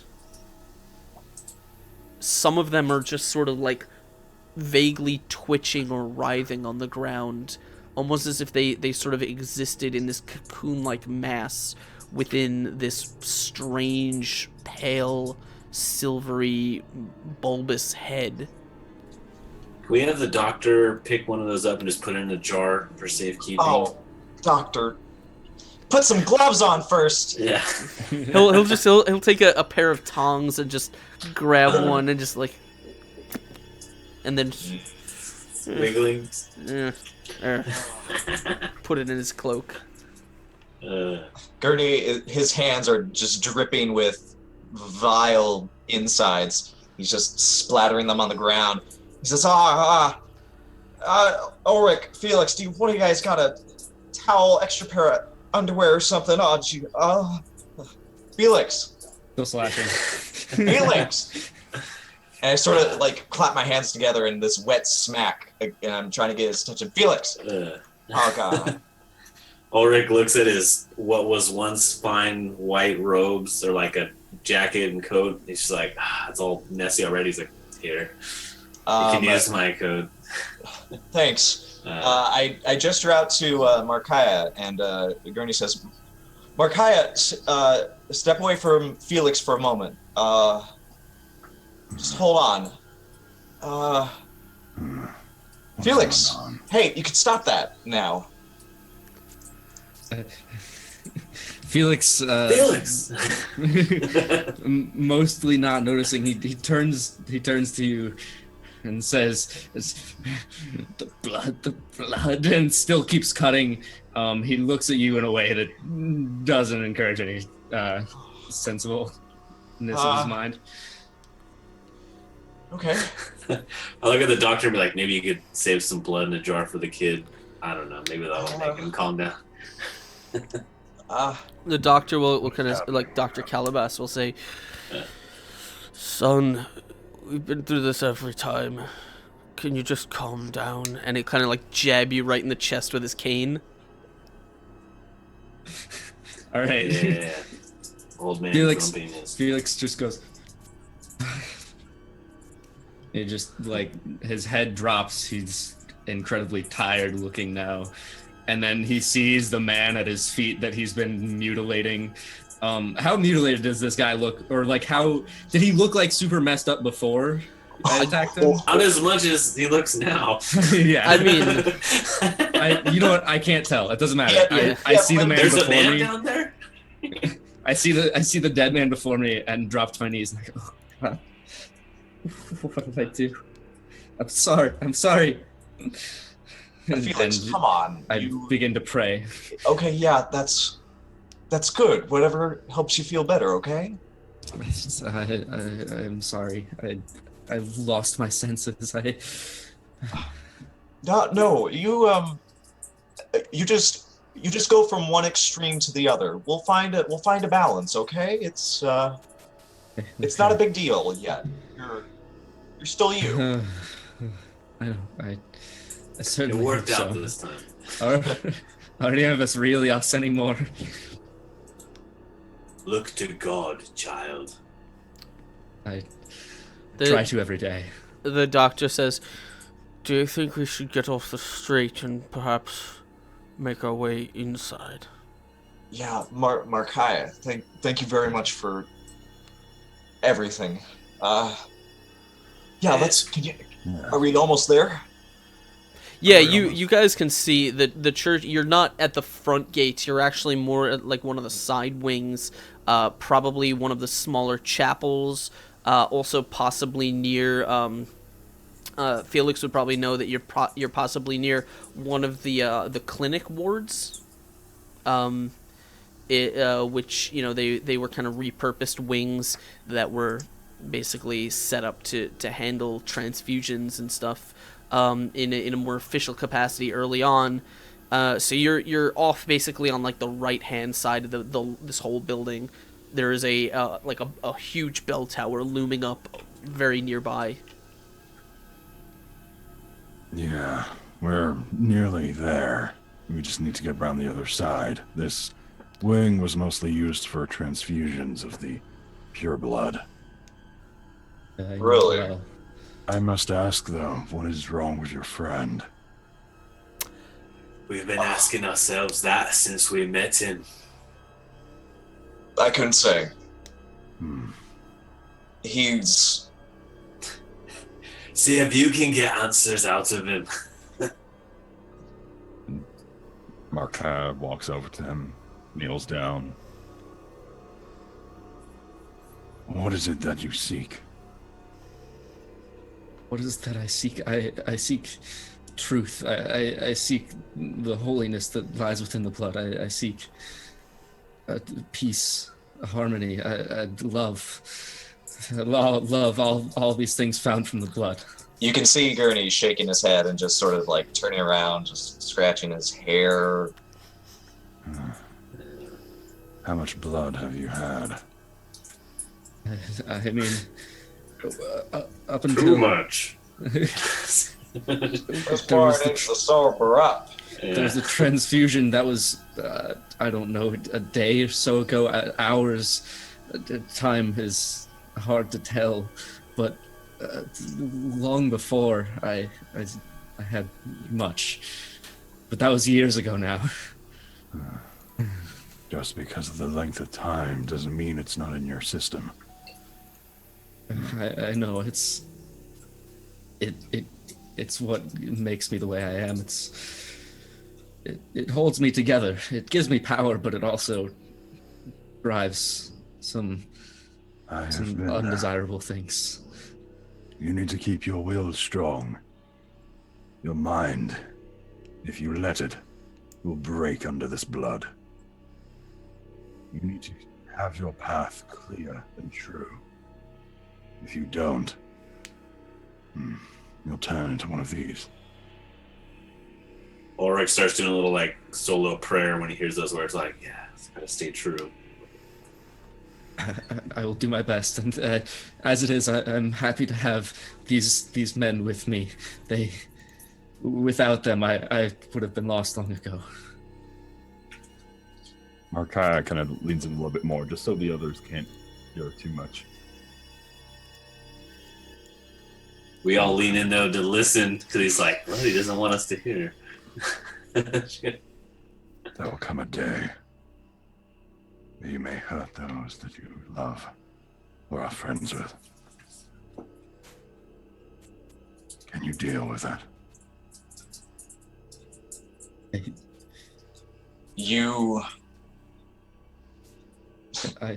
You'd have more experience with that than I do. I don't want to hurt him. I think he was saying that to me, wasn't he? Yeah. Oh, oopsie. Yeah. Ulrich and Gurney are just like, okay, fine, they want to have secrets. We'll talk about something else. Yeah.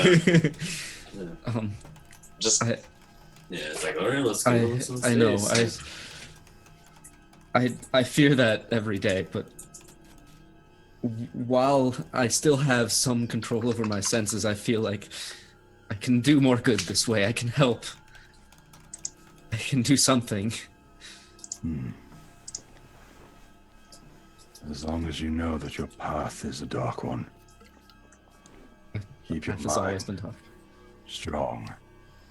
Do not give in to the cravings at the worst of times. If you feel your need for this blood is too much, I suggest taking a small dose and not letting your mind overload on the amount. It's the blood. The problem. It's not easy to come by. We only just received a transfusion, by accident recently. I haven't seen any of it myself in years. Do you know where there's more? Would Mark know where there's more? Or... Not So- that I wanted, but just if So you know. he yes, in fact you know that the you would know actually, you know what? I'll send this to you in text. Oh, Secrets. he knows I don't know where the stash ball is. Ulrich Gotta starts find gripping you a his dealer. great sword again. Mischief. Well, maybe this is good for him, Ulrich. I know- Only God knows what's good for us, child. I'm just saying, yeah, you're a holy guy, but I think you're the holy guy. Huh? God damn it. Sorry. You set Ulrich up for that one, though.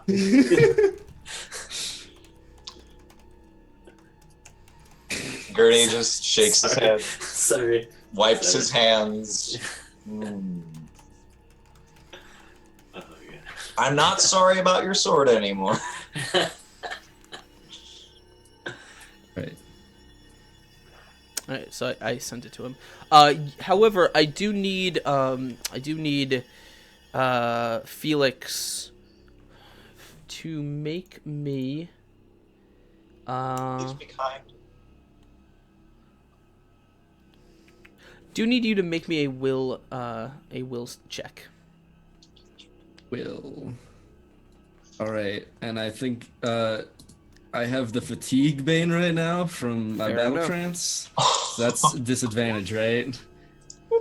Yep. All right. I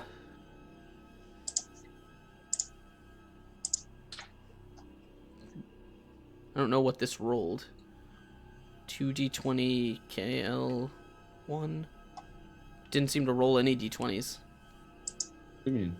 It's just an 8, and it says it dropped the 10 and just gave you an 8. Well, right, I was at disadvantage, so it rolled a 10 and an 8 and gave me the 8. Yeah, but there's no d20 with it. That Whatever, don't worry about Well, it. I think it was a 10 and an 8 with the disadvantage. It gave him the 8. Because it was Right. 2 d20s. Oh, that's right. Yeah. Yeah. right. That's Oh, right. oh no! I thought those were, for some reason I thought those were the bonus. Okay, fair enough. My bad. That's my bad. Okay.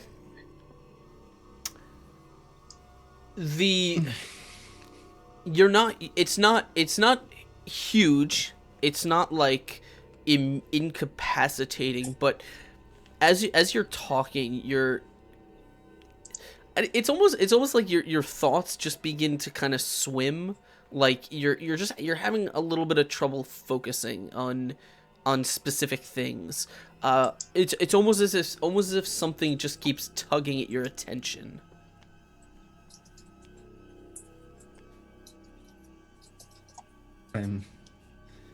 What were you saying?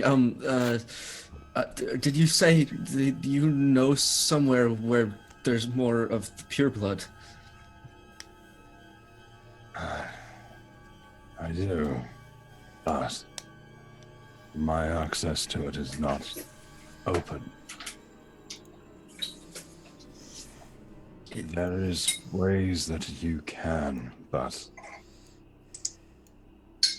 it is not the purest. If it's not the purest, then I cannot. I refuse. It's unholy. It's tainted. Good words. As true as it is, there may come a time where it is the only bit of blood that you will find that is a sliver of what the real pure blood is.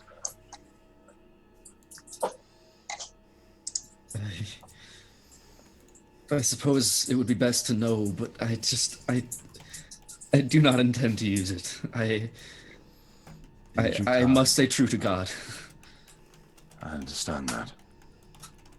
I will see how your condition goes during the period of time that I am with you. I will then make that decision whether to give you this information. Thank you. I appreciate your help. Help is hard to find in this world. I've had my fair share of the blood. I do not wish to see others go through the same. It's a hell of a thing. Holy and hell all the same. Markaya going. looks up to the others. We look back at him like, now you see what we've been dealing with? A friend here. You must take good care of him.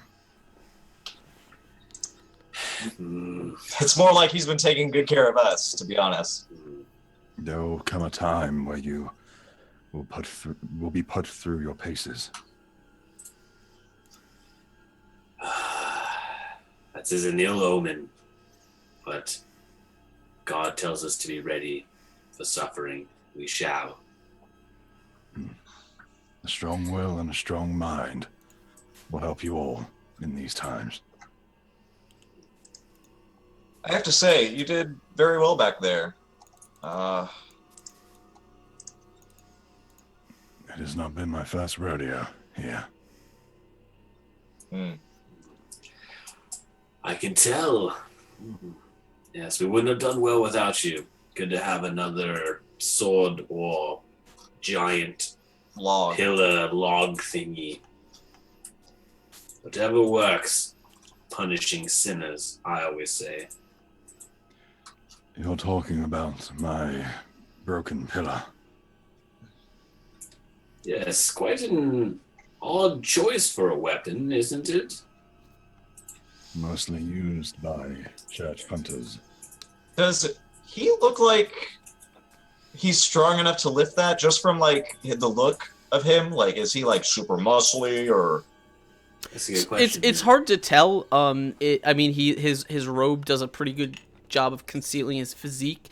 The weapon itself, first of all, you can tell that it's not complete. It's very obviously broken, so it's probably about half or a little bit more than half of the actual pillar. It was definitely bigger at one point. You can see it has 4 individual sort of metal kind of grips on it that you can sort of it can be used to lift it, and he does lift it fairly deftly, as if it definitely has weight to it, but the way he lifts it makes it look like either he has quite a bit of experience carrying this thing or something else. You don't know.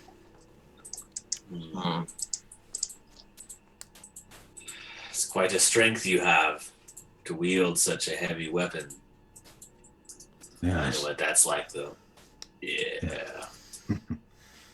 I've used this now for many years. I've become accustomed to it, as you would say. Well, the doctor was probably right. We shouldn't be out on the street for too long. Yeah, let's keep moving. All right. Yeah. Either let's head towards the whatchamacallit, the Grand Cathedral, or if there's another refuge close by we think we should take. I'm open for It's ideas. entirely up to you. Okay. Ooh, I guess let's trudge forward then. I feel like if the door's locked, we can. Micaiah can just plow it down with that pillar. So we've got a battering ram with us now. That's lovely. Yeah, I say we use it. I'd say use it if you have to. Let's be polite first, Ulrich. Fair enough. All right. Hopefully, we meet more people on the road. We can just plow through with it then. All right. If not, maybe you could set it up and we can get to the windows, maybe? Well, that's a non-violent way to use it, but I guess that would work. Yeah. Let's just get there first. So where do you actually not. want to go? If you let me here, I'm gonna draw this on the map right here. The church itself appears to be a building very there's more in this direction. But this is the front door right here. Okay. And then this is the right here is the side that you like where you guys kind of fought like here in an alleyway. Nice. Okay. And then there's probably something on this side, and then the windows are like here. Okay. Do we see any lanterns, by the way? No, question. you haven't seen any lanterns.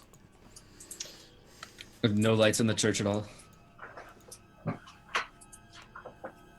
There's the church itself. I mean, there's definitely light coming from within the windows themselves. These murals of stained glass that kind of line the walls are lit up, and it looks like various colors kind of shining through them.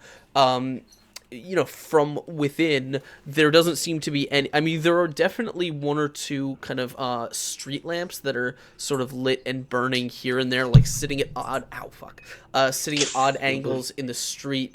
But there doesn't seem to be any actual like incense lanterns that you can see. Okay. I guess they haven't learned that yet. I mean, Or they don't need it in the dream world. Apparently not. Yeah, I don't know. I guess this is the past, right? Yes.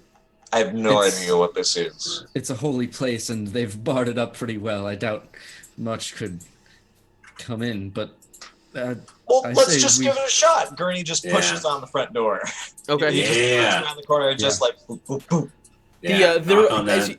As you kind of sneak your way around the front to get these huge double doors, you see there are these giant iron rings here. And for Markaya, this is probably the first time you've been to this building in a very long time. You've never really tried to come in here, mostly because of for personal reasons. But as you just kind of pound on the door, there is a silence for. That the night is silent. You can hear sort of the screeching and the scuffling of footsteps on cobblestone, and the screams and bell tolls from other places in the city. But from the doors, you hear nothing for quite a bit. After Let's break it down. after a short while, you're kind of looking at each other, contemplating changing your action, when all of a sudden you hear. And one of the doors just begins opening inwards. We're all holding the pillar like. Hold! Hey. Okay. hello, who's there? There's no response.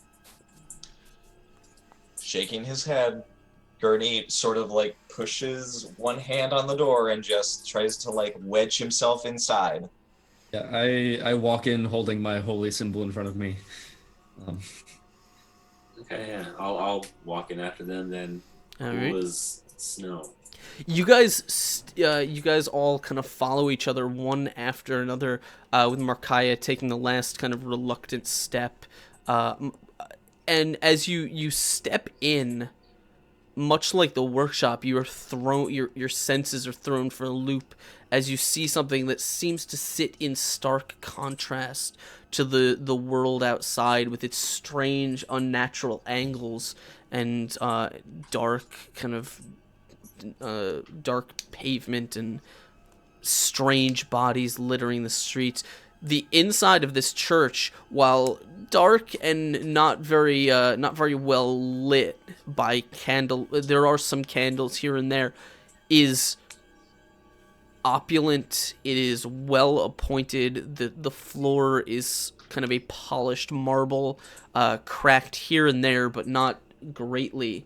The the foyer that you step into, this grand hall full of these sort of prostrate praying statues, as a grand it seems to be like art vaulted ceiling high above encompasses this huge room. You can see tapestries and cases, shelves of books and other things. You can see two huge spiral staircases with kind of a red carpet descending on either side of this chamber.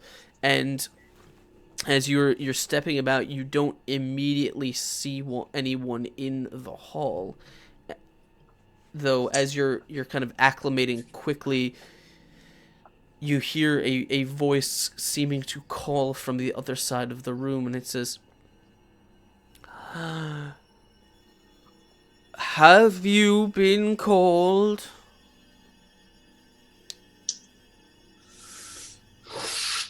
Yes. We. Okay. Yeah. Oh, That's probably something? way better than what I was gonna say. Okay, sure. Yes. Ulrich just kind of sits aside his own, like, it seems a little familiar. A door opening with no one there. Says, And I look at the lantern again. I'm like, says, we have no hunters arriving today.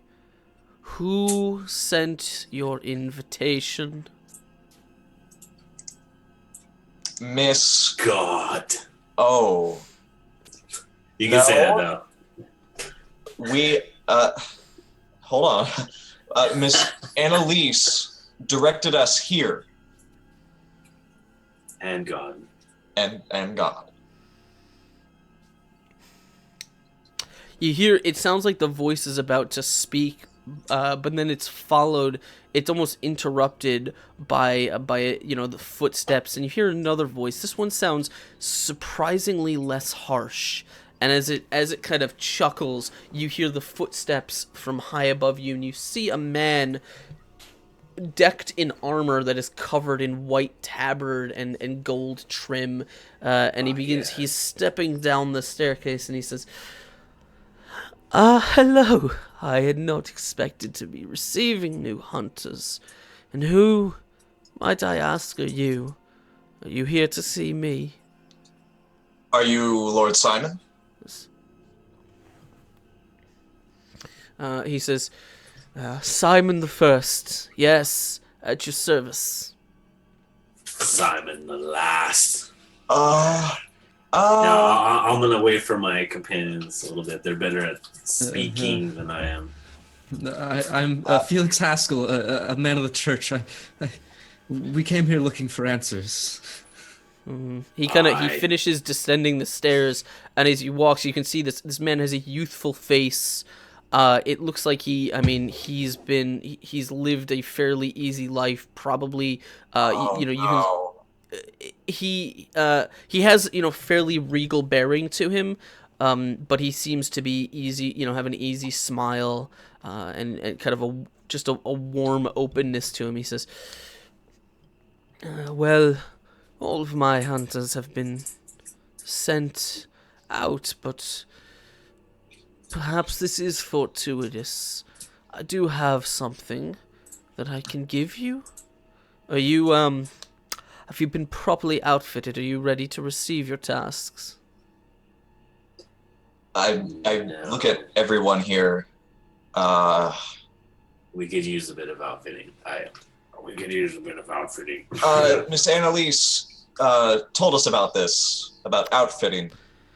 Unfortunately, she was the only one there at the time, so we are not yet outfitted, no. I don't know that name. She knows Right. you. Well, Sir Yorick's workshop. His apprentice. oh, right.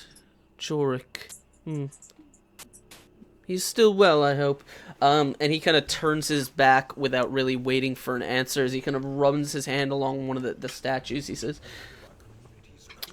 he says, well, you're here to do work, and I'm in need of hunters, so here is your assignment.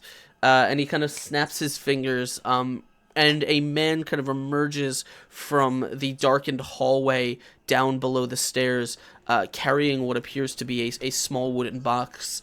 And he takes from the box a simple, what looks like a simple parcel, and he says, would you be so kind as to deliver this to Queen Margot? And he says, it is fairly important. I assume you know the gravity of this duty. Consider it your first real foray. Should not be too dangerous, but I trust you are skilled. And he'll just kind of hand it to whoever's nearest. I take it. We can't see what it is, though, right? It's like No, just it's a probably little wrapped box. It's it's like a small wrapped parcel. Okay. Thank you. She's the queen, Yeah. you said? Yes, of course. Oh, excellent. Okay. I say we just go with it. Yeah. Go with it. Yeah. Okay. Well, thank you. We'll prepare ourselves for this immediately then. Fair enough. With your leave, good sir. With your leave. He's still not really looking at you. He says, yes. Now if you don't mind, he kind of, you look dreadful. Your outfits are not at all appropriate. There should be some spare hunter's garb in the barracks. I would suggest you dress the part when next you stand before me. We're done. Our apologies. Wait, hold up. Simon, I don't mean to sound rude, but we didn't come here just seeking work. We had questions. He's kind of like walking his way back, towards the corridor where the man came from. He doesn't seem to be particularly interested in conversation. He just kind of waves. He says, I'm sure they're important, but I'm quite busy. Roll me a perception check, please. All of us? No, just him. Okay. Well, sure, all of you. Good. Are you sure? Yeah. I want to look at this son of a gun. Still at disadvantage.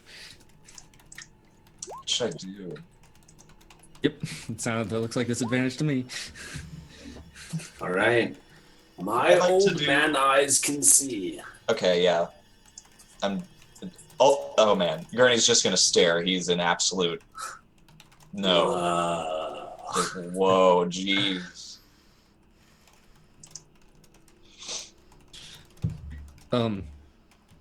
As he's ignoring him, like, wait!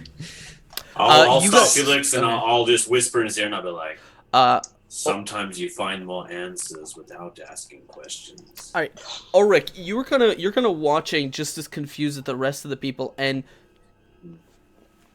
you're not sure. I mean, you're not positive because I'm never sure. yeah. But if someone asked you, you would have sworn that you saw him. That you actually saw him like just disappear into the shadows. Some witchcraft stuff. All right. As he does that, I'll be like, boys, I don't think he's what he seems.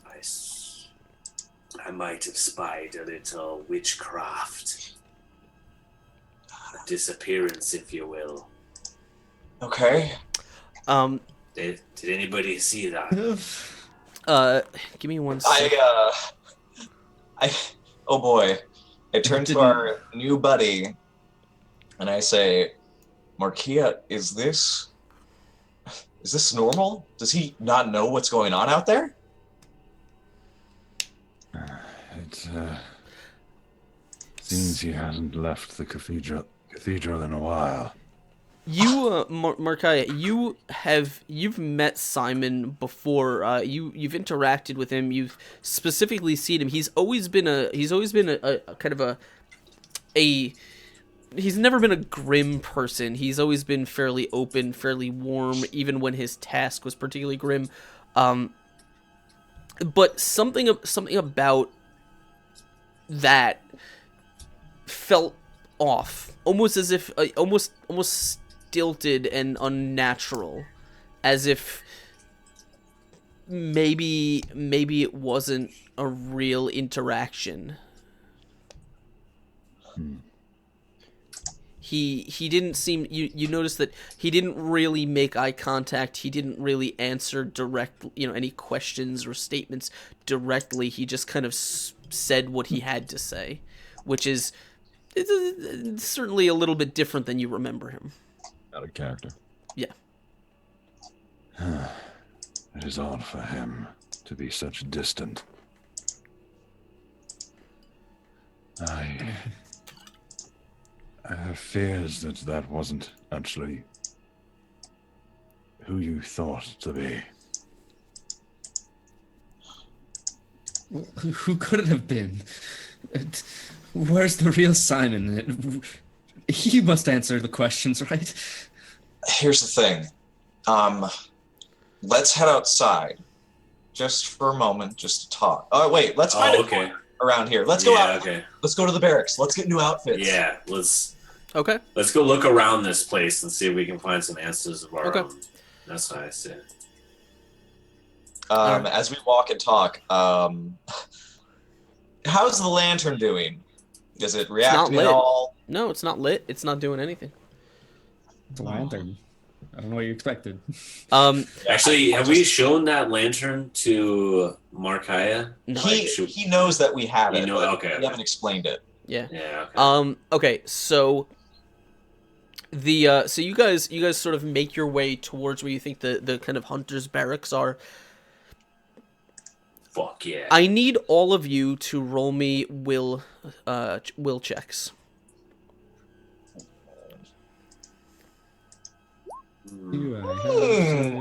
I've got a lot of will. 5. Well, that could have been better. Okay. It's better than 12. Better than advantage Felix's three. roll. Okay. That's for sure. Felix in particular, when you guys step out of the foyer, you actually step up. You have to kind of go up one of these staircases and down the hallway at the end of it. And as you step out of this giant foyer, you kind of ascend the staircase and begin making your way down the hallway. Almost as soon as you step foot into like sort of the threshold between the hallway and the staircase, it's as if someone shut out, like someone replaced the scenery around you. The carpet under your feet is now tattered and moldy and aged. The walls, the paint is peeling. The paintings are hanging at angles, or there's masonry scattered around the floor. Some sections are just like, are just sort of like white plaster, not as if they've been standing out quite a bit, almost as if like whole sections of this wall have just been erased. And this is when we pass through that, we look back and we can see everything's like that, or just this hallway wasn't you turn around before you, and you see the foyer looks almost exact in the same condition that this hallway is in. And so, Felix, you're gonna suffer 2 points of insanity. Oh, great! How does that work? Just the one person that can't afford 2 points of insanity. It is your your sanity is going to be 10 plus your will plus your logic score. We All right. just gave you a pep talk, and already you're cracking. I'm fatigued. I'm tired, man. All right. My logic and will are both 0, so Okay. Oh. All right. So do I notice? I guess I. So you wait. all this- see. You all see the same thing. Yeah. Oh, I see now. Okay. It's Do we just. find- just only outside- really affects me. It's in Did particular you- One his. illusion. Oh. In particular, his What just mind is happened? having trouble coping. What's going on? Felix, hey, calm down. Hey, it's okay. This isn't The as room weird as just it sounds. changed. Did you see this? Yeah, I see it. Grab his head and start shaking it. Oh It's my okay. God. It's okay. It's okay. Ulrich, everybody, calm down. Listen. Oh, sorry. It's not okay. This is madness. No, It's- yes, this is crazy because we are not in the real world. We are in the waking dream. We are in a fantasy. It's true. All right. It's true. Can we get out of that? Can we go back? Well, I can listen, never accept it. we just accepted this weird mission that I don't think. Has anybody seen the Queen in the past? You know, just walking down the street. How are we gonna do that? Knock on her door? That's Okay. a good question. Markia, we have something really weird to tell you, and I think it's important because you're the only person who has acknowledged some sane things. You're aware, but you're not ludicrously weird like Lord Simon. And it's not good news. We have this lantern here. This lantern, when lit, takes us to a different Palemore.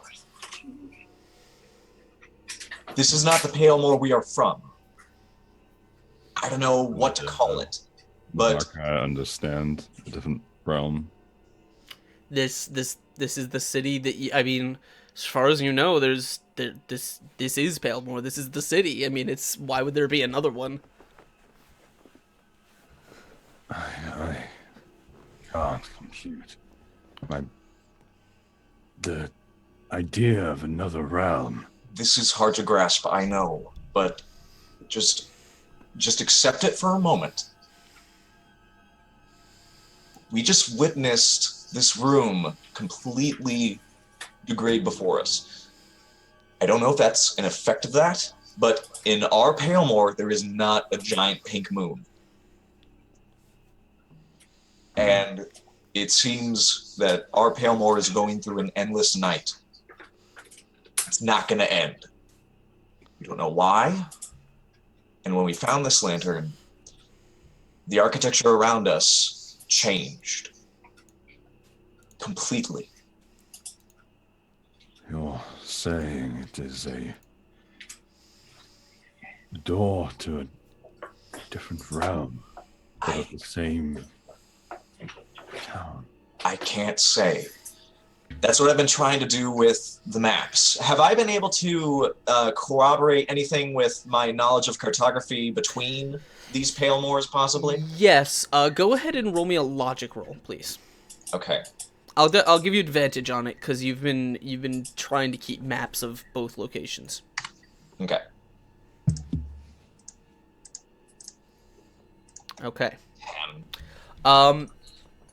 The best that you can tell, if you were to take a map of a map of the place that you are in, and lay it over one of your much more detailed maps of Palemore, you get the sense that they would probably match up almost exactly. There seem to be slight distance and kind of scale differences, but you get the sense that they would match up almost exactly landmark for landmark. The only difference being that this place is considerably harder to map because whole swaths of the terrain are either covered over or are, buildings appear to be missing or at odd shapes and angles. It's It's almost as if someone tried to draw the city from memory. Okay. I'm a cartographer. I make maps. I copy maps. I am in love with this city. I'm not in love with the church, so that's why I'm not too sure about this district. But I've been trying to like keep notes, and there's just things that aren't adding up. There's streets that coincide with each other, but there are buildings that aren't where they should be, and the landscape is different. I think the only way we can really prove you that we're telling some speckle of truth is to light the lantern. See if you come with us. Are you guys okay with this? Yeah, I just started thinking this waking dream. What if this isn't our dream? This is someone else's dream. What do you mean? But by who dream? else's dream? It's just, we were told it was This a is getting dream. tough, yeah. A man. What was that man's name who told His us? name was Your world might be a lie. no. His name was Micaiah. Callus Callum, and when we met him, it was before we got the lantern, and he said that we were in The waking dream. a waking dream. It was surreal, to say the least. That was before you had got the lantern. I don't know what this is. We found it in Reardon Chapel. It wasn't protected. We Like came to this Pale Moor in our sleep. We fell asleep and we woke up here, and it seems that when we light the lantern, it does the same. I'm just warning you because we want to take you there. Is this able to draw us and others between whatever this is? If you want to. I don't want to force you into this. I have my duty here. As much as it is a concern of mine for what is going on. If I this would- is safe passage. As safe as we can make it. Only Say God wake knows your duty. Perhaps it does lie on the other side of this lantern. Or it lies here. Because from what I've seen, this Pale Moor still has some semblance of life in it. Ours is... And you can see Gurney like swallows very hard, and he tries to compose himself. And he says, ours is falling apart at the seams. And surely... For you to say that it is falling apart at the seams would make it feel as though the dream is being woken, or at least the host. Oh, shit. That's... Maybe. I'm We not need gonna to worry find the, about that. Because, we this need to is find the how- root of this goddamn dream. no, we're... Felix falls to the floor and is just shaking in fetal position at this point. No. You mentioned it. Yeah. No. This is not just one person's dream. This is... I am Gurney Abel, and I see what's in front of me. As long as I know what's happening is real, and this for certain it is, we're not gonna just disappear if someone wakes up. This isn't... that dreams just don't work that way. Dreams are just things that happen. This is a real life experience. I can touch you. I can feel. Aye, but we are in this dream. I have no doubt that you and I are real. All of us, because of what we've been through. Fateful tricks on your vision and your senses that can emulate feelings and emotions that you've never felt before. I fear. Where did you get this lantern? Reardon Chapel. There was a... I think... Yeah, right. His name is Oliver. would Markaya know? It's. I mean, yeah, it's sort of a landmark chapel. There are besides the Grand Cathedral, there are a lot of other chapels in the district. Just scattered around. The church expanded in power very quickly and built a lot of things. So yeah, I mean, it's not remarkable in any way that you're aware of. It's just sort of a smaller cathedral. I know of such cathedral, but You see, there's coincidences. There are things that are the same. I think we should show him the other side, yeah. I think you need to see it, lantern is Micaiah. actually taking you into this dream. I just want to wake up. We're gonna do that right now, Felix. Okay, we're gonna light the lantern. All right. Mm-hmm. Everyone hold hands. Okay. Just do it for God. Oh, I liked it better holding hands. And he holds your hand. All right. So you guys want to join hands and light the blue lantern? Yeah. Yes. If something is off, you'll return immediately, correct? If you don't come with us, we're gonna return right away. Okay? Just stay put here, and we'll be right back. If you don't come with us, The plan is, though, that you're coming with us. That's the intention. Yeah. And I make sure the parcel is under my arm, by the way. Mm-hmm. Okay, good one. Okay. I And as take, you- their hand. As you light this, Yeah. you kind of take your torch and you light the candle in the center of this lantern. Begins to glow. The fire glows with a familiar blue flame, and as it does, sort of this warmth emanates from it as the light grows and grows, and all of a sudden your vision is consumed by it. And as you feel the warmth overtake you, you guys kind of feel everything kind of change around you.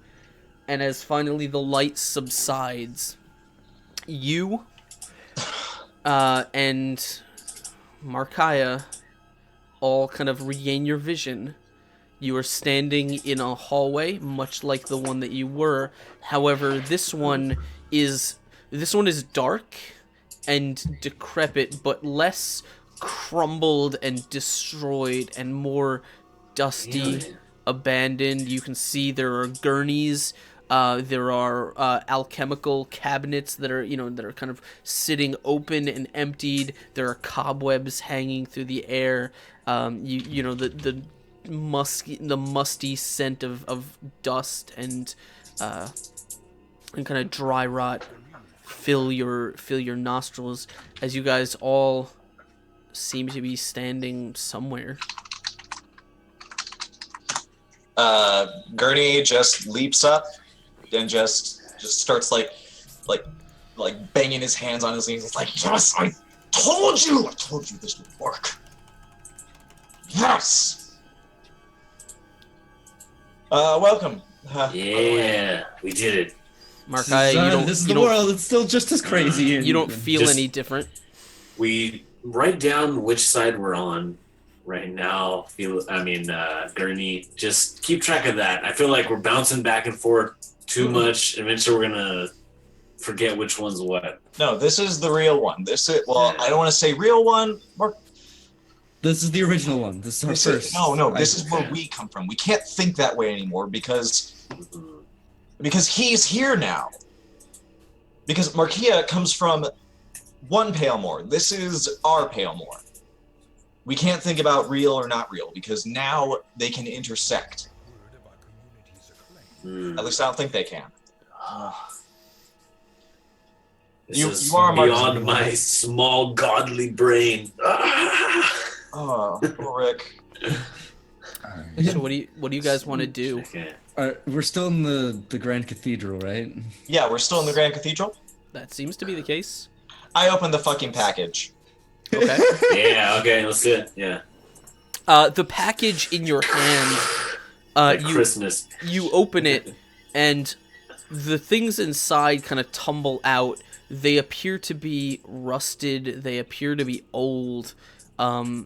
there is a large sort of in a familiar sort of doctor's case. There's what appears to be a large metal syringe, as well as a various kind of tubing and other things. There's a bottle that looks like it once held something. Whatever is inside is long since dried and kind of congealed. It appears that this is a kit. Any of the doctors in the group would be familiar with the fact that this appears to be a kit designed for giving blood transfusions. Specifically in the case of the church, this seems to be designed for communion. I fucking knew it. This Of course she would. Of course. So this is the same kind of thing that would have been used on us. It could be. Not just us. It's for everybody, Felix. This is what Palemore's all about now. Right. Let's destroy it. All of it. It's for blood transfusion. Destroy it? Wait, it looks old and decrepit right now, but in the other world, everything else in the other world usually looks newer, right? If this were there, would there be blood in it? Holy shit. Would there be blood? What kind of blood? What kind of blood do This you was think? for the queen. She must be getting some high quality blood. Of course she would. If anyone would, it would be her. I don't think we want to know what blood was in here. Listen, If we turn the lantern back on, we could see. yeah, but now I opened this, so Yeah, but like who? Simon disappeared. If that was Simon, now hold on. there could be Simon here too. There could be one in each world. He might. Hey, who's to say they're the same Simon? He never. I mean, saw that it. Simon. Mordecai didn't think that was a real Simon. Maybe the real one is here, or I'll the back fake up one with was that. the one that he knew. And Well, there's only one way to find out. Simon. Yeah, we go out from the barracks and we just start yelling into the church. Simon, Lord Simon. Ulrich will grab his greatsword and then kind of just step back into the shadow a bit, just in case anything pops out to attack them. I want to Yeah, Gurney be is able to like just kind of waving intervene. the lantern around. He's just ecstatic. I don't know what they're so ecstatic about. So you guys, trying to take everything in and is still. Yeah. Oh yeah, I'm Yeah, sorry that we broke your brain. so there's no response from Simon as you're calling, but you actually see the large, heavy doors of the Grand Cathedral seem to be sitting ajar. The foyer doors, the ones you came in from. Is this place lit up at all? It's dark, right? You said. It's fairly dark. There's moonlight streaming in from the stained glass windows, but and from above, but there's no lights lit. I closed the doors first of all. The large, heavy doors. Yeah, I pushed them closed. Okay. You don't want to. You guys don't want to go outside. You want to stay in. We're in the Grand Chapel. This We were place supposed to is come here. This the place is. to be. Okay. Although I do peek out just to see if there's anything around. Roll me a perception check. Okay. Simon made a run for it.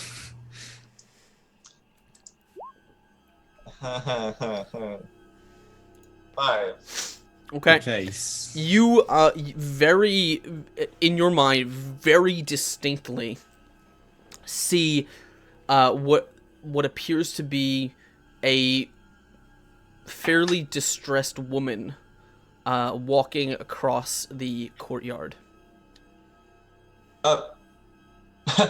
Ma'am. Hello? She doesn't seem to hear you. She's a little bit of a distance away. I'd like to take out my little mask, and I'd like to just peer into her mind, see if she's thinking sane thoughts at this moment. Okay. Good idea. That's a good idea. I would like to. I guess this is against her resolve. I guess. Go for it. Yeah, roll it. Okay. Not bad. Yeah. Yeah, Gurney You, pulls out this lovely little. Yeah. You see her. You see her kind of trip to the ground and look around. And as you put on the mask, your mind is filled with, and you focus on her. Your mind is filled with her kind of very, very quick, very nervous, very skittish thoughts as her attention is drawn this way and that way. She seems to hear something from behind her and kind of picks up and begins running towards the nearest house, almost as if she's gonna try and find shelter. What is it you see, Gurney? There's a woman. She's running from something. A woman. Is she in danger? Oh yeah, she's in danger. And Gurney We're in danger. More. steps out of the grand chapel and just I probably couldn't catch her name, could I? While I was rooting around in her brain? No. No, she was way too panicked. Like that, it was just panic that you were getting from her. Yeah, Gurney just leans out and he tries to walk onto the steps and just waving like, "Hey, over here! There's safety, shelter over here." Do you guys want to follow him outside? Yeah, I'll definitely follow him. The second he said, "There's a woman in trouble," I was beelining it. What about the rest of you guys? I still want to find Simon, but seeing my friends rush out, I don't feel safe alone. Okay. Come on, Felix. There's nothing that gets blood going like a woman. Oh. I'd That rather was not Ulrich, get blood not flowing me. again. That was Ulrich, not Arkaya, still a bit dazed, he realizes that the others are running out the door. Mhm. And kind of panic sets in. You fools! And Yeah. chases up behind him. Okay. Kind of tries to pull him back in. And As you guys are rushing outside, you see Gurney is kind of down at the bottom of the steps, waving his arms, and you guys just see this woman who is like pounding on one of the doors turn her head and catch sight of you guys, and just as that's happening, you also hear a loud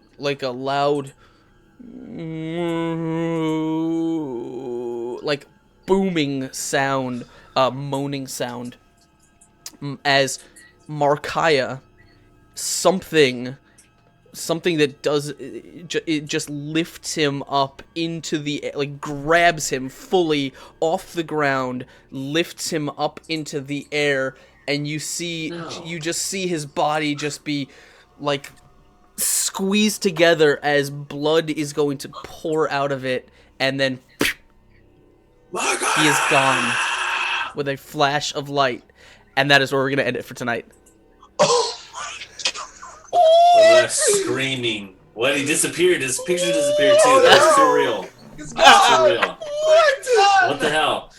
I'm imagining this giant bubble of Markaya popped right over Felix's head, and just a giant waterfall of blood just Oh god, no. out of nowhere. Oh man! I'll throw a brick up in this that isn't gonna be direction. good for Felix. No. So that is Well, it. That really, is it's not gonna be good for you guys. Felix will be fine, probably. that is it. No. That is where we're going to end it for tonight. How is that the end of Markaya? Is he dead? Is he gone? Is he somewhere else? Who knows? We may never find Heroes out. never die. But that is going to be the end of our session for tonight. I seriously, I hope you guys had a good time. Please, if you're in chat, tell us what you thought, whether you had a good time, and I think we need to let's give a round of applause to our cast, because that was, especially our special guest Connor. That was Yeah. that was a lot of fun. That was Man. a change of pace and change of scenery from what I'm used to. Oh yeah. So let's That was let's wonderful. It's pretty grim around here. let's Pelmore turn is our. not what it used to be. A lot of blood. All right. I'm not sure if I should even apologize yet. hey guys, you know what would have been great If What? we went and got outfitted. We were trying. We were trying. Oh man, I love it. I- So I thought of it at the time, but like it would have been out of character because I just went insane and wanted to get back to the other world. all right. So don't if you guys are in chat, don't run off just yet because we got a lot of cool stuff to come. We have got our Wormwood giveaway. So if you're in chat, just hang on. We're gonna give that away in just 1 second. Then we're gonna go raid someone. But before we do that, why don't we go through our cast and see what you guys thought of the show? What are you guys thinking so far? And then, of course, where who you are and where people can find you on the internet. So why don't we start with our special guest for tonight? Who a huge thanks to him for joining us and for filling our empty seat. Connor, what did you think of tonight? It was a lot of fun. I know for a majority I was silent, but as someone who's new to this campaign, I wanted to kind of take it all in and kind of see how your guys' characters are and things and stuff like that. But it was definitely a change of scenery. I'm used to kind of like joking around and playing as a burly dwarf and things. But yeah, I enjoyed it. A lot of fun.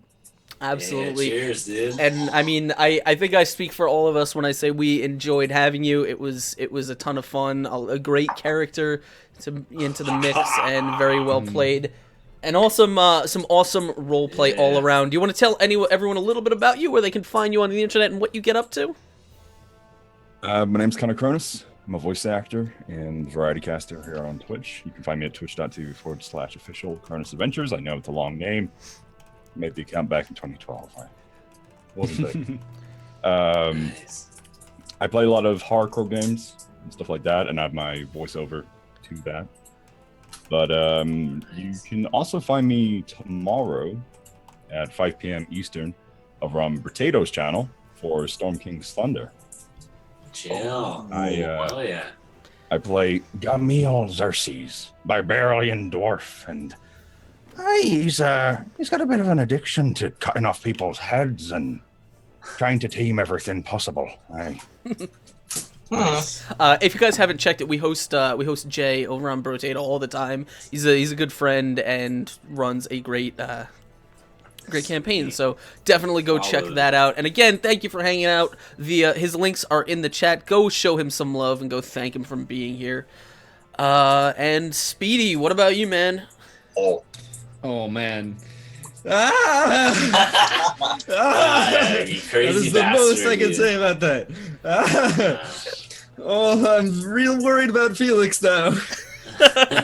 Insanity One ad in scores. character, one ad out of character.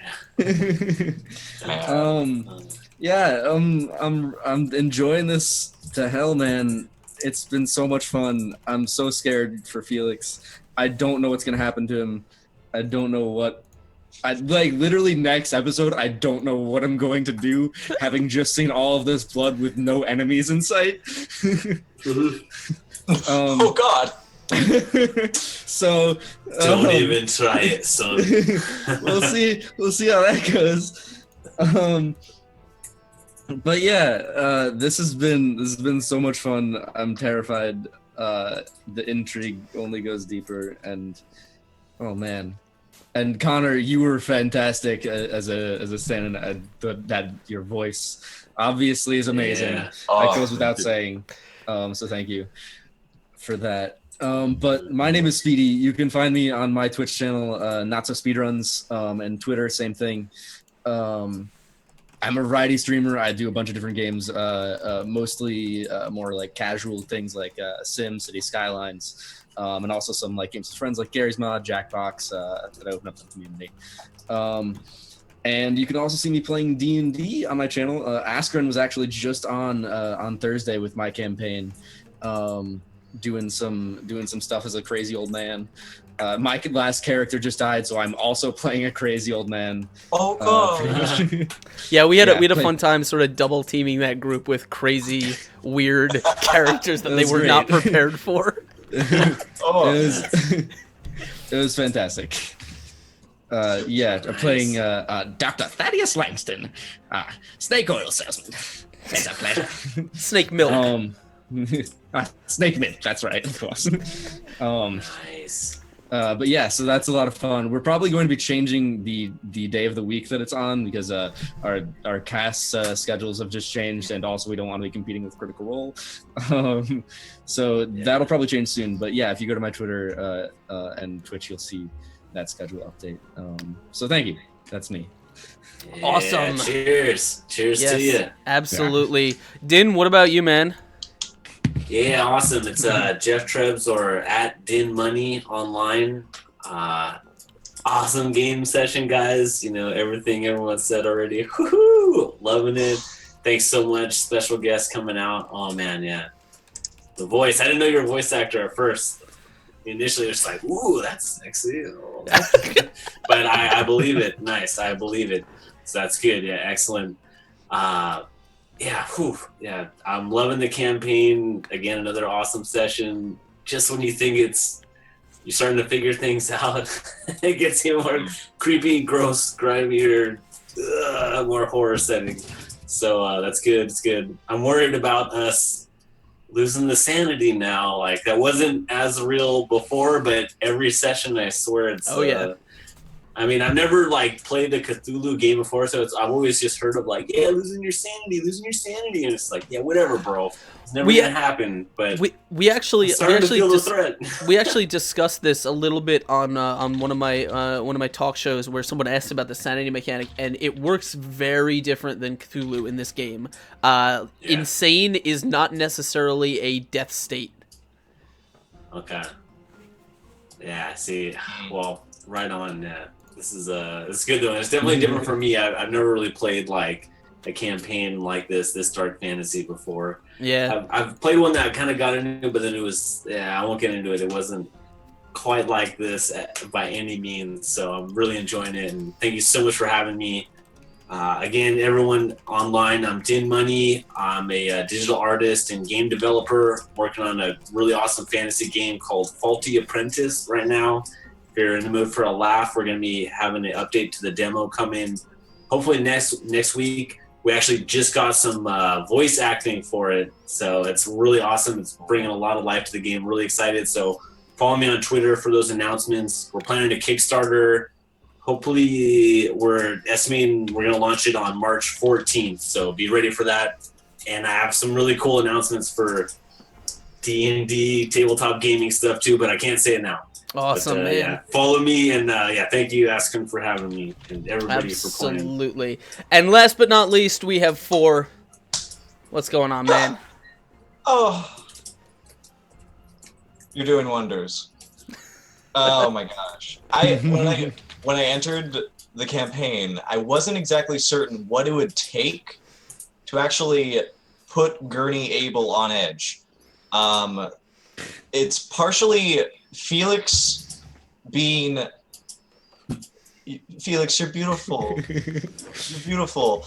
But now it's beginning to really take a hit, and it actually just came naturally, just how out of touch Gurney really is in either Palemore cities. He's having trouble processing things.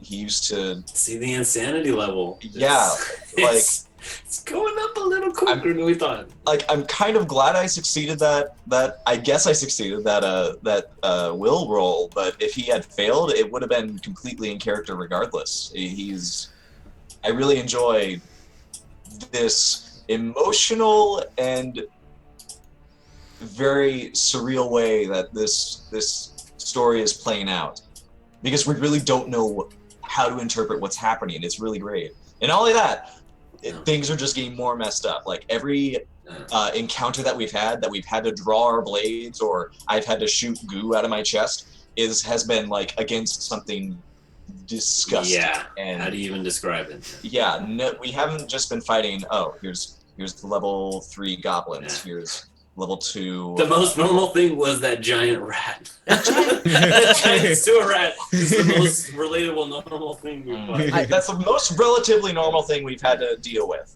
Even that, it was awful. But- These characters are Disgusting. going through disgusting Yeah. things. But I'm looking forward to the next session. God help Cannot us. wait. Oh my gosh. In the meantime, my name is Four. I am on the stream on the forefront and on the Twitter on the forefronts. Unfortunately, I don't know what to do with it. So really, it's just a matter of me deciding what sort of creative flow do I want to work with. I could do gaming. I could do voice things. It's up in the air. I could even do some tabletop sometime. I might have a campaign in the works. Who knows? But Ooh. in general, my opinion, don't rush into a creative endeavor that will, at some point, burn out too quick. So that's my approach. In any case, keep an eye on the Twitter and catch me if you Alright. can when I actually am canning whatever happens. But yeah, this is great. Ah. Yeah, absolutely, Yeah, man. cheers, Glad you guys are having a good time, and seriously, I enjoy bringing it to you guys. It's a ton of fun. This cast is great, and seriously, thank you guys for hanging out and enjoying it in chat. And huge thanks to Thank you, Tunarth, who helped us reach our February goal. Yes. It's, we're gonna be man. thanking it's you nuts. again. Yeah, every absolutely, session. man. Are you gonna set a new February goal now? It's still only halfway through Fucking, the I don't month. know. Maybe I have to think of what we should do for the next one. We'll set a next one. Gosh. I can say that the my goal for I was gonna increase it. It's like if I can pay my student loan bill for the month with just Twitch stream donations, not like my job, I'll be fucking I'll be happy as shit. But now I gotta figure out something else to do. So I You'll don't be know. over the writhing moon. I'll shave my head for the next month, I guess. I don't know. So we'll work on that. If you guys don't know, my name is Askren. I'm the host and dungeon master here on Exploding Dice. You can check me out at the social media link is just at Askren. All of the official channel stuff is there, but I don't want to tease you guys for that too long because we have a giveaway to do, and we have people in chat that are itching for it. So here's what's gonna happen.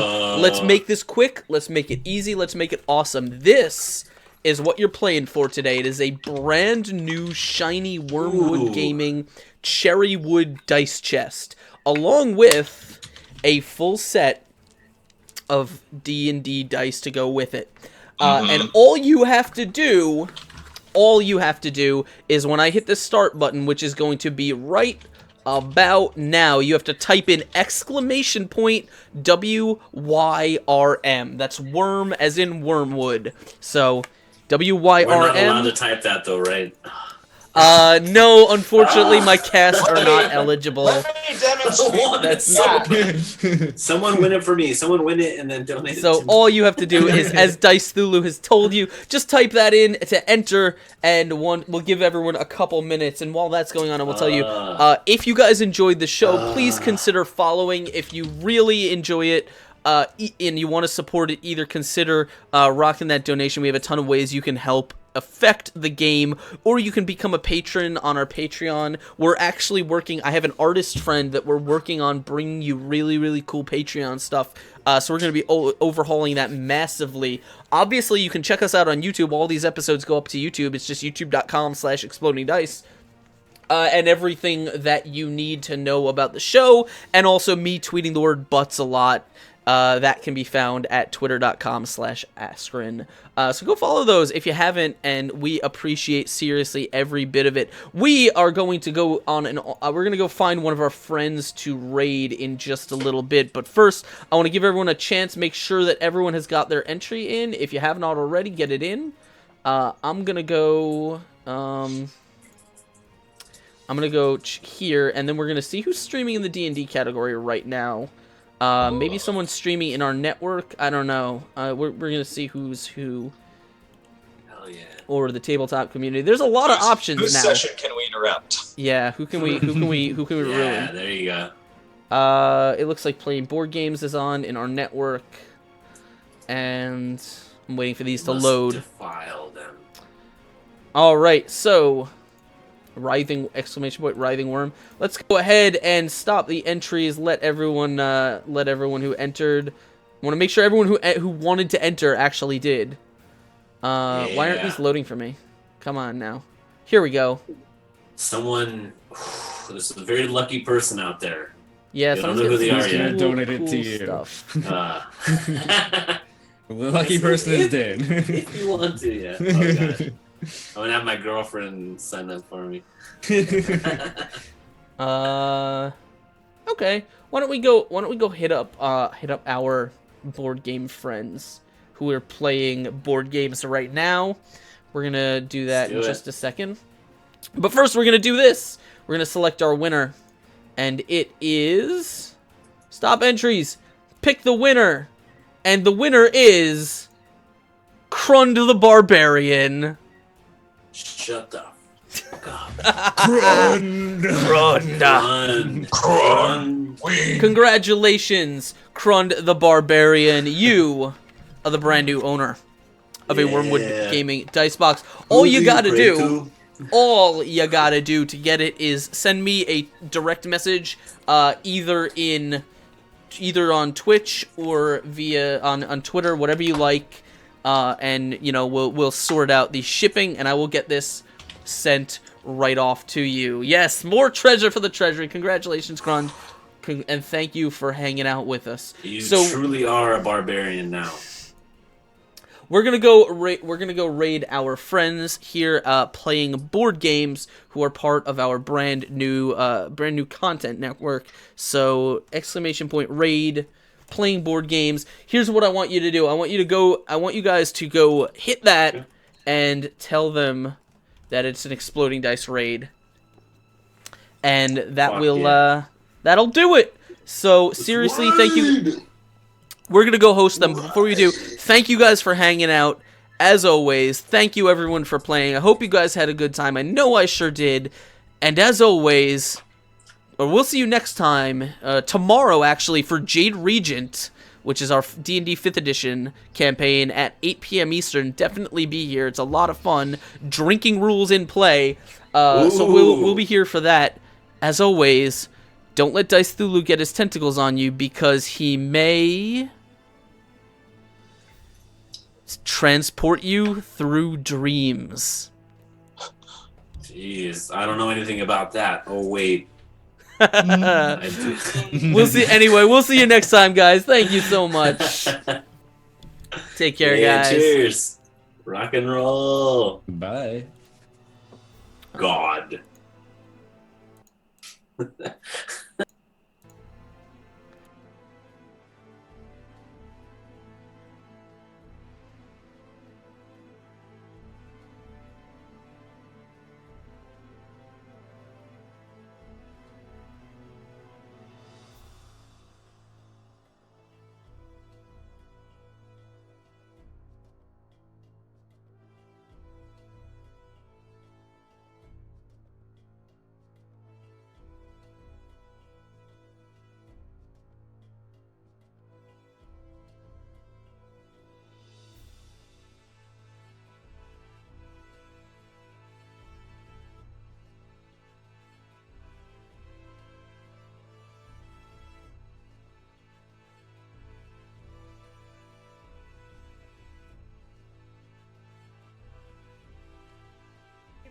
Place something.